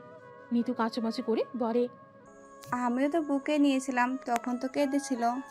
কবির কড়া দৃষ্টিতে চেয়ে আবারও মাহির দিকে তাকায়। আমার কি দোষ? নিতু আপুই তো নিয়ে গেল। নিতু ফিতু যাই হোক, তুমি দিবে কেন? ডক্টর কি বলেছে মনে নেই? বাচ্চাকে এক মাস সাবধানে রাখতে। আর যদি বাইরের কারো কাছে দিয়েছো তো পরে বকে দিয়েন, আমার কোলে দিন। আগে বলো, আর বাইরের কাউকে দিবা? কি বলছেন? সবাই কি মনে করবে? সবার কিছু মনে করবে না, কারণ তারা জানে বেবি এখনো মায়ের পেটে থাকার কথা, কিন্তু সে অনেক আগেই বাইরে চলে এসছে, তাই ওর এক্সট্রা খেয়াল রাখতে হবে। ঠিক আছে, আর কারো কাছে দিব না। ওর খিদে পেয়েছে, চলো রুমে। বলে বাবুকে মাহির কোলে দিয়ে বাবু সহ মাইকে কোলে তুলে নেয়। মাহি লজ্জা পেয়ে যায়, কারো দিকে তাকানোর সাহস করে না। সবার ফিসফিসানি কানে আসে শুধু। কাজল বেগম মুচকি হেসে সবার সাথে কথা বলতে শুরু করে। তা ভাবি, ছেলে তো দেখছি বউ পাগল। পরে আবার মাকেই দেখবে না দেখছি। এখনকার ছেলেরা বউ পেলে সব ভুলে যায়। আমি চাই আমার ছেলের বউ পাগল হোক, মা পাগল ছেলে আমার চাই না। কি যে বলেন ভাবি। সত্যি বলতে আমি আমার ছেলের বউ নিয়েই খুশি। শান্ত শিষ্ট, একদম আমার বদমেজাজি ছেলের জন্য পারফেক্ট। মাহি ছেলেকে নিজের বুকে চেপে ধরে আছে, মনে হচ্ছে কেউ নিয়ে চলে যাবে। একদম ছোট্ট একটা জান। কবির মাহির দিকে একবার তাকিয়ে বলে, হয়েছে ওর খাওয়া, হুম। দাও এবার আমার কাছে, ওকে দিয়ে আসে। মাহি চমকে উঠে বলে, দিয়ে আসি মানে কি? আপনি না বললেন কারো কাছে না দিতে? কারো কাছে না দিলে কি চলবে? তুমি তো চলে কিসের চলে যাব? আমি কোথায় চলে যাব? শুনেন, আপনি একটা কেন 10টা বিয়ে করেন, কিন্তু আমার বাচ্চা আমি কাউকে দেব না। রেগে বলে, আমার বাচ্চা আমি কাউকে দিব না। সেখানে তুমি মেয়েকে বিয়ে করো বা কাউকে করো। আমি কেন মেঘ ভাইয়াকে বিয়ে করতে যাব? আমার সংসার ছেড়ে কেন যাব? দরকার পড়লে আপনি চলে যান। আজও আমি কেন যাব? এটা আমার বাড়ি। এটা আমারও বাড়ি। তুমি তো আমাকে স্বামী মনেই করো না। তাছাড়া শত অনুসারে তুমি তো চলে যাবা। আমি চলে গেলেও আমি আমার ছেলেকে নিয়ে যাব। এই তোরা কি শুরু করলি বলতো? আর তোরা এসব কি বলছিস? আমার ছেলে আমার ছেলে। ছেলে কোথায়? একার হয় না, হ্যাঁ, দুজনেরই ছেলে। তোরা যদি বাড়াবাড়ি করিস তো কাব্যকে আমি নিয়ে চলে যাব, আর তোরা যাকে ইচ্ছে তাকে বিয়ে করবে।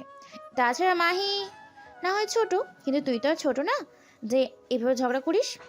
কবির আর কিছু না বলে বেরিয়ে যায়। কবিতা মাহির পাশে বসে বলে, আমি জানি আমার ভাই অন্যায় করেছে, কিন্তু কবির তোমাকে ভালোবাসে মাহি। বাসে না আপু, তাই তো নিতু আপুকে বিয়ে করবে বলেছে। তোর পাগলি, নিতুকে কেন বিয়ে করবে? নিতু ছোট থেকেই কবিরকে পছন্দ করে, কিন্তু কবির তো তোমাতেই আসক্ত। আমার পাগল ভাইটাকে ছেড়ে যেও না মাহি, তুমি হিনা শেষ হয়ে যাবে। ওর ভুল শুধরানোর একটা সুযোগ দিও। আমি জোর করছি না, যদি তোমার মনে হয় তবেই দিও। কবিতা উঠে চলে যেতেও আবারও বলে, এতদিনে কি আর আমার ভাইটাকে ভালোবাসতে পারোনি মাহি? মাহি অসহায় চোখে তাকায় কবিতার দিকে, চোখে পানি স্পষ্ট। কবিতা আর কিছু না বলে চলে যায়। মাহি বাবুকে বুকে নিয়ে কান্না করে দেয়। সব কাজ শেষ করে রুমের দিকে আসে কবির। বাকি কাজের স্টাফরা করবে। এখন ঘড়িতে বাজে 4:35। সারাদিনে সব কিছু সামনে প্রচুর টায়ার ডাকছে। এখন মাহি আর কাব্যকে দেখলে একটু শান্তি পাওয়া যাবে। রুমে এসে কাউকে না দেখে ভ্রু কুচকায় কবির। কোথায় গেল? হয়তো সবার সাথে আছে ভেবে ফ্রেশ হয়ে আছে। মাহি আর কাব্য কোথায়? কেন? ও তো তোমাদের সাথে ছিল। না তো, মাহি তো নেই। নেই মানে? কোথায় গেল? আজ হয়তো আমি দেখছি বলেই কবিতা চলে যায়। পুরো বাড়ি হন্যে হয়ে খুঁজছে, কবির কোথাও নেই মাহি। কবিরের ভয় হতে শুরু করে, সত্যিই চলে গেল কি? কবির ধপ করে বাগানে বসে পড়ে। হঠাৎ করেই মধুর কণ্ঠে গান শুনে আশেপাশে তাকায় কবির। ছাদ থেকে আসছে আওয়াজ। কবির দ্রুত পায়ে ছাদে এসে দেখে মাহি কাব্যকে গান শোনাচ্ছে আর ঘুম পাড়াচ্ছে। কবির ছুটে মাহিকে জড়িয়ে ধরে। হঠাৎ এমন হওয়ায় মাহি ভয়ে চেঁচিয়ে ওঠে, সাথে সাথে কান্না করে দেয় কাব্য। মাহি হতভম্ব হয়ে আছে। কবির কান্না করছে আর কাব্য। কান্না করছেন কেন? কি হয়েছে? ছাড়ুন, কাবু কাঁদছে। কবির কিছু না বলে কাব্যকে কোলে নেয়। কিছু না বলে ছাদ থেকে নেমে যায়। মাহি কিছু না বুঝে ধীরে ধীরে নেমে আসে। কবিতা সহ বলতেই মাহি জোরে শ্বাস ফেলে। আপু, আপনার মনে হয় আমি এই অবস্থায় পালাতে পারবো? কবিতা হেসে ফেলে, বলে, কি জানি বাবা, তোমার বরের মাথায় পড়ে গেছে। মাহিও হেসে দেয়। কবিতা মাহির দিকে তাকিয়ে আছে। মেয়েটা হাসে কম হাসলে বেশি সুন্দর লাগে। যাও দেখো তোমার বর কি করছে। মাহি রুমে ঢুকে দেখে কবির কাব্যকে বুকে জড়িয়ে আছে। কাব্য বাবার বুকে মিশে শান্ত হয়েছে। এতক্ষণ কেঁদে কেটে ভাসিয়ে ফেলছিল। মাহি আস্তে আস্তে হেঁটে খাটে শুয়ে পড়ে। শরীর তার আজ একটু বেশি খারাপ করছে। মাহি আজকের কথা ভাবতে ভাবতে ঘুমিয়ে যায়। কেটে গেছে একটা মাস। কাব্য মাহি দুজনে এখন অনেকটা সুস্থ। কাব্য আগের চেয়ে একটু গায়ে হাতে হয়েছে। ছেলেটা শান্ত হলেও প্রচুর জেদি। রেগে গেলে সামলানো কঠিন হয়ে পড়ে। মাত্র 1.5 মাসের বাচ্চার এমন রাগে হতাশ মাহি। ছেলেকে ছেড়ে দুদণ্ড শান্তি নেই তার। যদিও এই সময়টা পেটেই থাকতো কাব্য তবে ভালোই হতো। এখন এটুকু বয়সে যেমন হাত পা নাড়ে কাঁদে, আর একটু বড় হলে না জানি কি করবে ভেবেই দীর্ঘশ্বাস ফেলল মাহি। মাহি, কাপড় ঘুমিয়ে গেছে? জি আপু, এই মাত্র ঘুমিয়েছে। তুমি কি ফ্রেশ হয়ে আসো, আমি নিচ্ছি। ঠিক আছে। মাহি ফ্রেশ হয়ে এসে খাবার খেয়ে নেয়। না হলে কাব্য উঠলে আর খাওয়া হবে না। কবিরও বাসায় নেই যে ওকে খাইয়ে দেবে। কাব্যর জেদ উঠলে সে কারো কাছে থাকে না।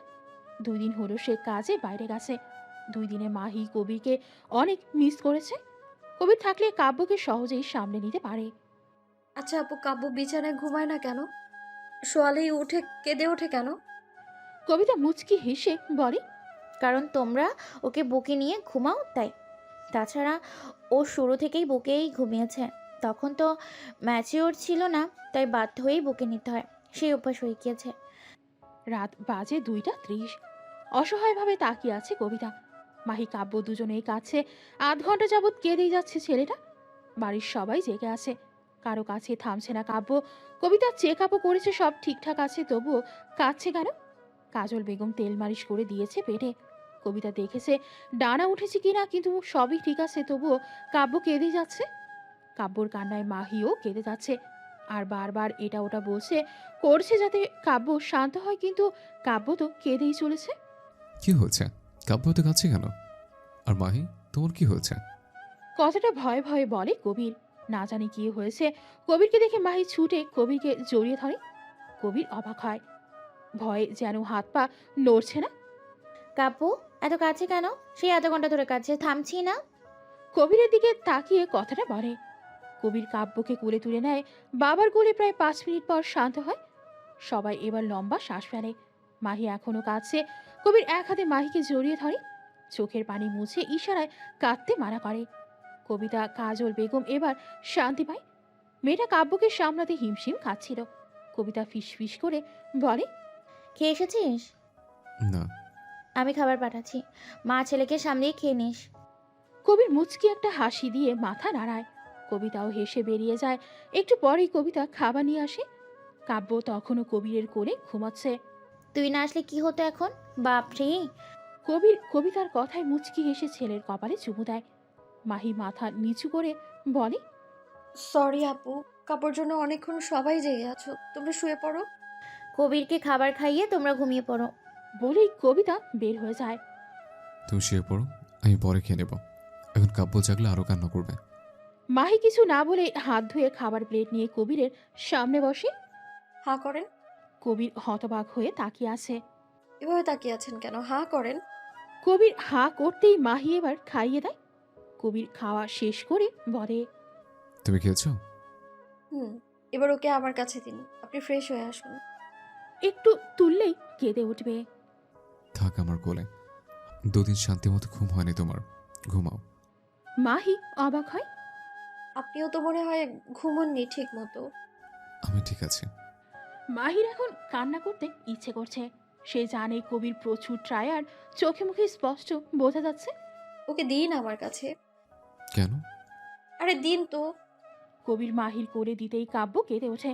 মাহি ওকে নিয়ে শুয়ে ওকে খাইয়ে দেয়। কাব্য কিছুক্ষণ কেঁদে চুপ হয়ে যায়। কবির ছোট্ট একটা নিঃশ্বাস ফেলে ফ্রেশ হয়ে আসে। কাব্যর কান্না তো বলছিলাম, কিন্তু তুমি কান্না করছিলে কেন? মাহি কবিরের দিকে তাকায়। কাব্যর কান্না আর কবিরের না থাকা দুইটা মিলেই কেঁদেছে আজ সে। আসলে কাব্য এতটা কান্না করছিল, আমি বুঝতে পারছিলাম না কি করব। তাই বলে ছেলের সাথে তুমিও কান্না করবে? আমি না থাকলে কিভাবে সামলাবে তুমি? মাহি অসহায় ভাবে তাকায়। আপনি আবার কোথায় যাবেন? না, ধরো একেবারের জন্য দুনিয়া থেকে চলে গেলাম, তখন? মাহি বুক ধক করে উঠল। কয়েক ঘন্টা নাই তাই কেঁদে কেঁদে একাকার মা ছেলে, আর উনি কি বলছেন? এটা কিভাবে বলতে পারলো উনি? মাহির কাঁদো কাঁদো মুখ দেখে কবির বুঝলো মাহির কথাটা পছন্দ হয়নি। সে জানে মাহি তাকে ভালোবেসেছে। ওর চোখের ভাষা পড়তে পারে কবির। মেয়েটা ওর ধারণার চেয়েও বড্ড গুটিয়ে চলে নিজেকে।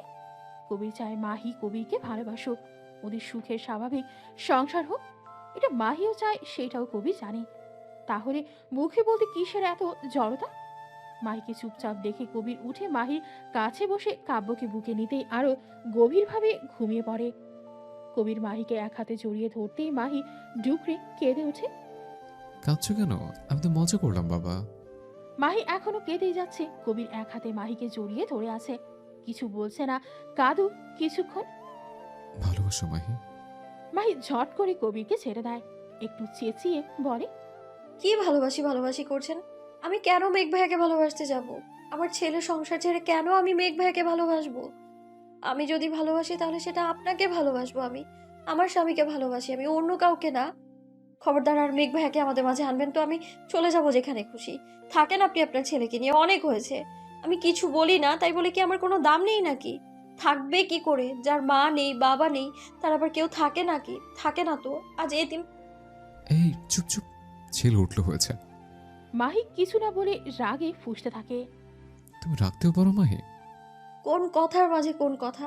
কবির কথা শুনে হতভম্ব হয়ে গেল। আসলেও তো আমি তো রাগ করতে পারি না। তাহলে আমি রাগ করেছি কেন?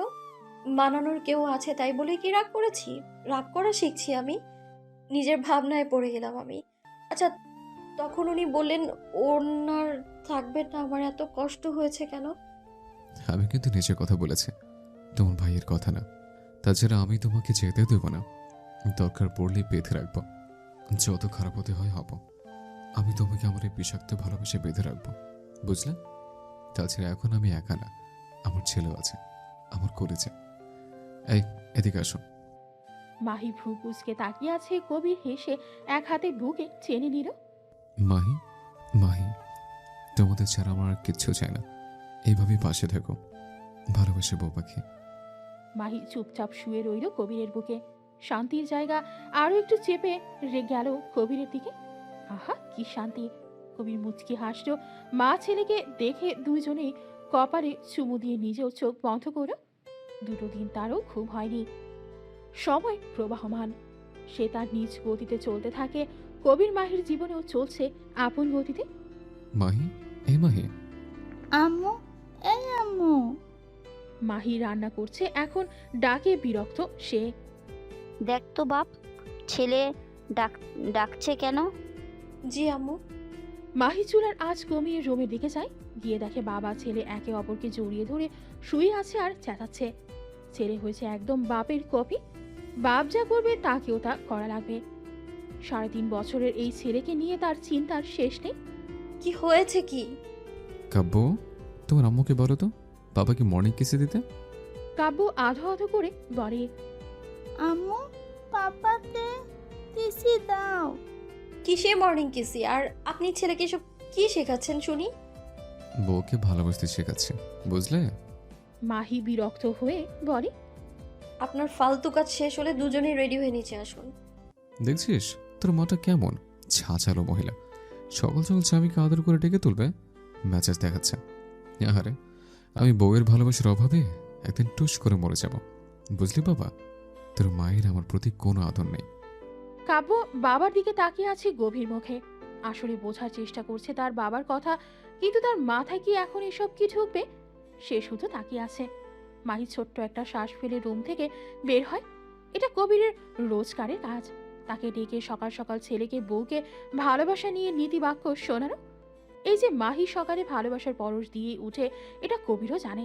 মাহি সকালে উঠে বাবা ছেলেকে আদর করে কাব্যকে কবিরের কাছে শুইয়ে দিলে কবির ছেলেকে টেনে বুকে নিয়ে আবারও ঘুমিয়ে পড়ে। এই দৃশ্য দেখে রোজই একটা ভালো লাগা কাজ করে মাহি।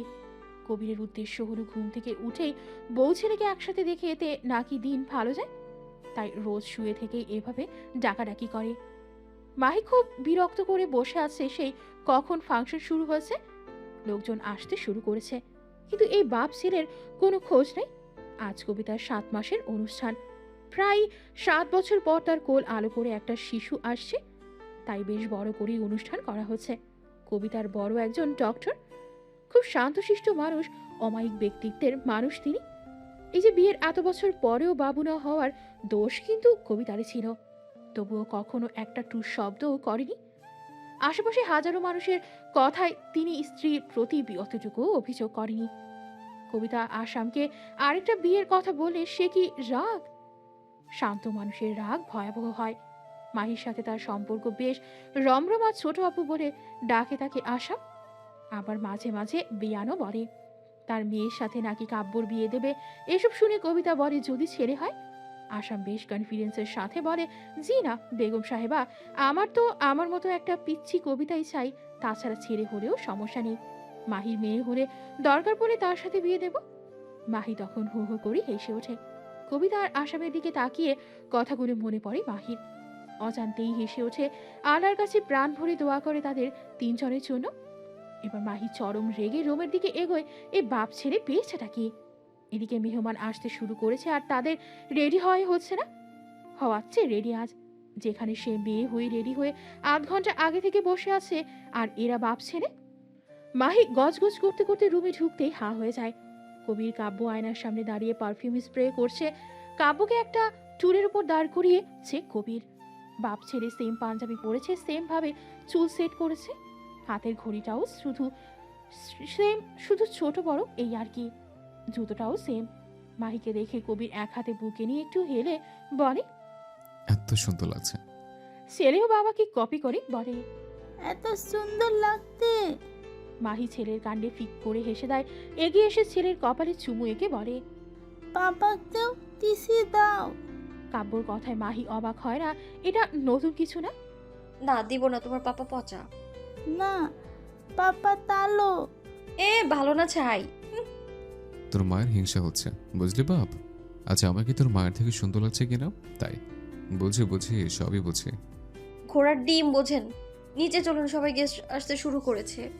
কবির কাব্যকে কোলে নিয়ে মাহির কপালে চুমু এঁকে বলে, মাশাআল্লাহ, আমার দ্বিতীয় বাবুর আম্মুকে আজ অধিক সুন্দর লাগছে।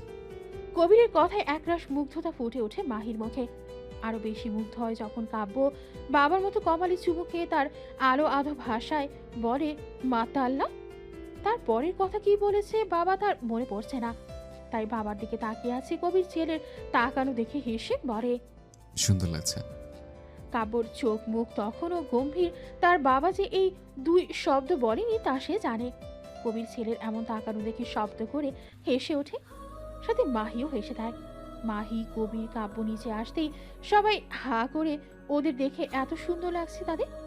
এই সুন্দর দৃশ্য আরো একজন মানুষ মুগ্ধ হয়ে দেখছে। মেঘ মাহিকে না পাওয়ার বেদনা তার জীবনে হাহাকার সৃষ্টি করে একরাশ ব্যথা তৈরি হয় এই বুকের মাঝে। তবুও যখন মাহির হাসি খুশি ভরা মুখটা দেখে তার ভালো লাগে। ভালোবাসলে তাকে পেতে হবে বলে এমন কিছুতে নেই।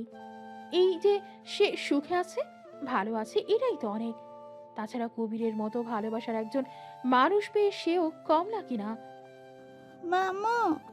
মেঘকে দেখে কাব্য গুটি গুটি পায়ে ছুটে আসে। মেঘ কাব্যকে কুলে তুলে হাতে বড় বড় দুটো চকলেট দেয়। এইটুকু হাতে চকলেট নিতে না পেরে বুকে নিয়ে জড়িয়ে ধরে। তা দেখে কবির এগিয়ে আসে। মেঘ আর কবিরের টুকটাক কথার মাঝে মাহি এসে কবিরের পাশে দাঁড়ায়। ভাইয়া, ভাবিকে নিয়ে আসলে না যে? তোর ভাবি মায়ের বাড়ি আসতে চেয়েছিল, কিন্তু এই অবস্থায় জার্নি করে আসাটা ঠিক হবে না, তাই রেখে এসেছি। মেঘ ১.৫ বছর হয়েছে বিয়ে করেছে, পরিবারের জোড়াজুড়ি আর মাহির কথায়। কারণ মাহি এখন অন্য কারো। তাছাড়া মাহি নিজে বলেছে সে কবিরকে ভালোবাসে। মেঘ সবার কথা ভেবে বিয়ে করেও মেনে নিতে বেশ সময় নেয়। সব জেনে কোনো দ্বিমত পোষণ করেনি। অনামিকা ভালোবাসা হারানোর যন্ত্রণা সে বোঝে, তাই মেঘকে সে সময় দিয়েছে। ধীরে ধীরে দুজনেই একে অপরকে মেনে নিয়েছে। তাদের বিয়ের ১০ মাসের মাথায় মা বাবা হওয়ার সৌভাগ্য হয় তাদের। এখন সে ৮ মাসের প্রেগনেন্ট। অনুষ্ঠান শেষে সে তার রুমে চলে গেছে। ছেলেকে বিছানায় শুইয়ে চারপাশে মাহিকে খোঁজে কবির। ব্যালকনিতে শাড়ির আঁচল দেখে সেখানে গিয়ে পেছন থেকে জড়িয়ে ধরে। মাহি বিচলিত হয় না। মাহি জানে কে, তাই ক্লান্ত শরীরটা এড়িয়ে দেয়। কবির ২ হাতে জড়িয়ে নেয়। কি ভাবছো এখানে দাঁড়িয়ে? ভাবছি আপনার বিষাক্ত ভালোবাসায় কিভাবে যে এতটা আসক্ত হয়ে গেলাম। এখন এই বিষাক্ত মানুষটা ছাড়া বড্ড অচল আমি। আপনাকে ছাড়া আমার এক মুহূর্তও চলবে না কবির, এক মুহূর্তও না। ভালোবাসি আমার ২ বাবুর আপুকে, খুব ভালোবাসি। কবির স্তব্ধ হয়ে যায়। এত বছরে আজ প্রথম মাহি নিজে থেকে এত আবেগ মিশিয়ে ভালোবাসি বলেছে। এর আগে একবার রেগে বলেছিল যেদিন কবির দ্বিতীয় দিন পর ফিরেছিল, আর সেদিন কবির বলেছিল ভালোবাসো মাহি। সেদিন অন্যভাবেই তবে স্বীকার করেছিল সে কবিরকে ভালোবাসতে শুরু করেছে। কবির কিছু বলছে না দেখে পিছু ফিরে কবিরের উজ্জ্বল মুখটা দেখে মুগ্ধ হয় মাহি। দেখেই বোঝা যাচ্ছে সামান্য একটু কথায় কতই না খুশি লোকটা। খুশিতে কিছু বলতে পারছে না। মাহি কবিরকে আরো অবাক করে দিয়ে সারা মুখে ভালোবাসা লেপটে দেয়। ভালোবাসি বর্মশাই। কিছু ভালোবাসা বিষাক্ত হয়ে শুরু হলেও সেই ভালোবাসায় আসক্তি খুব সুন্দর হয়।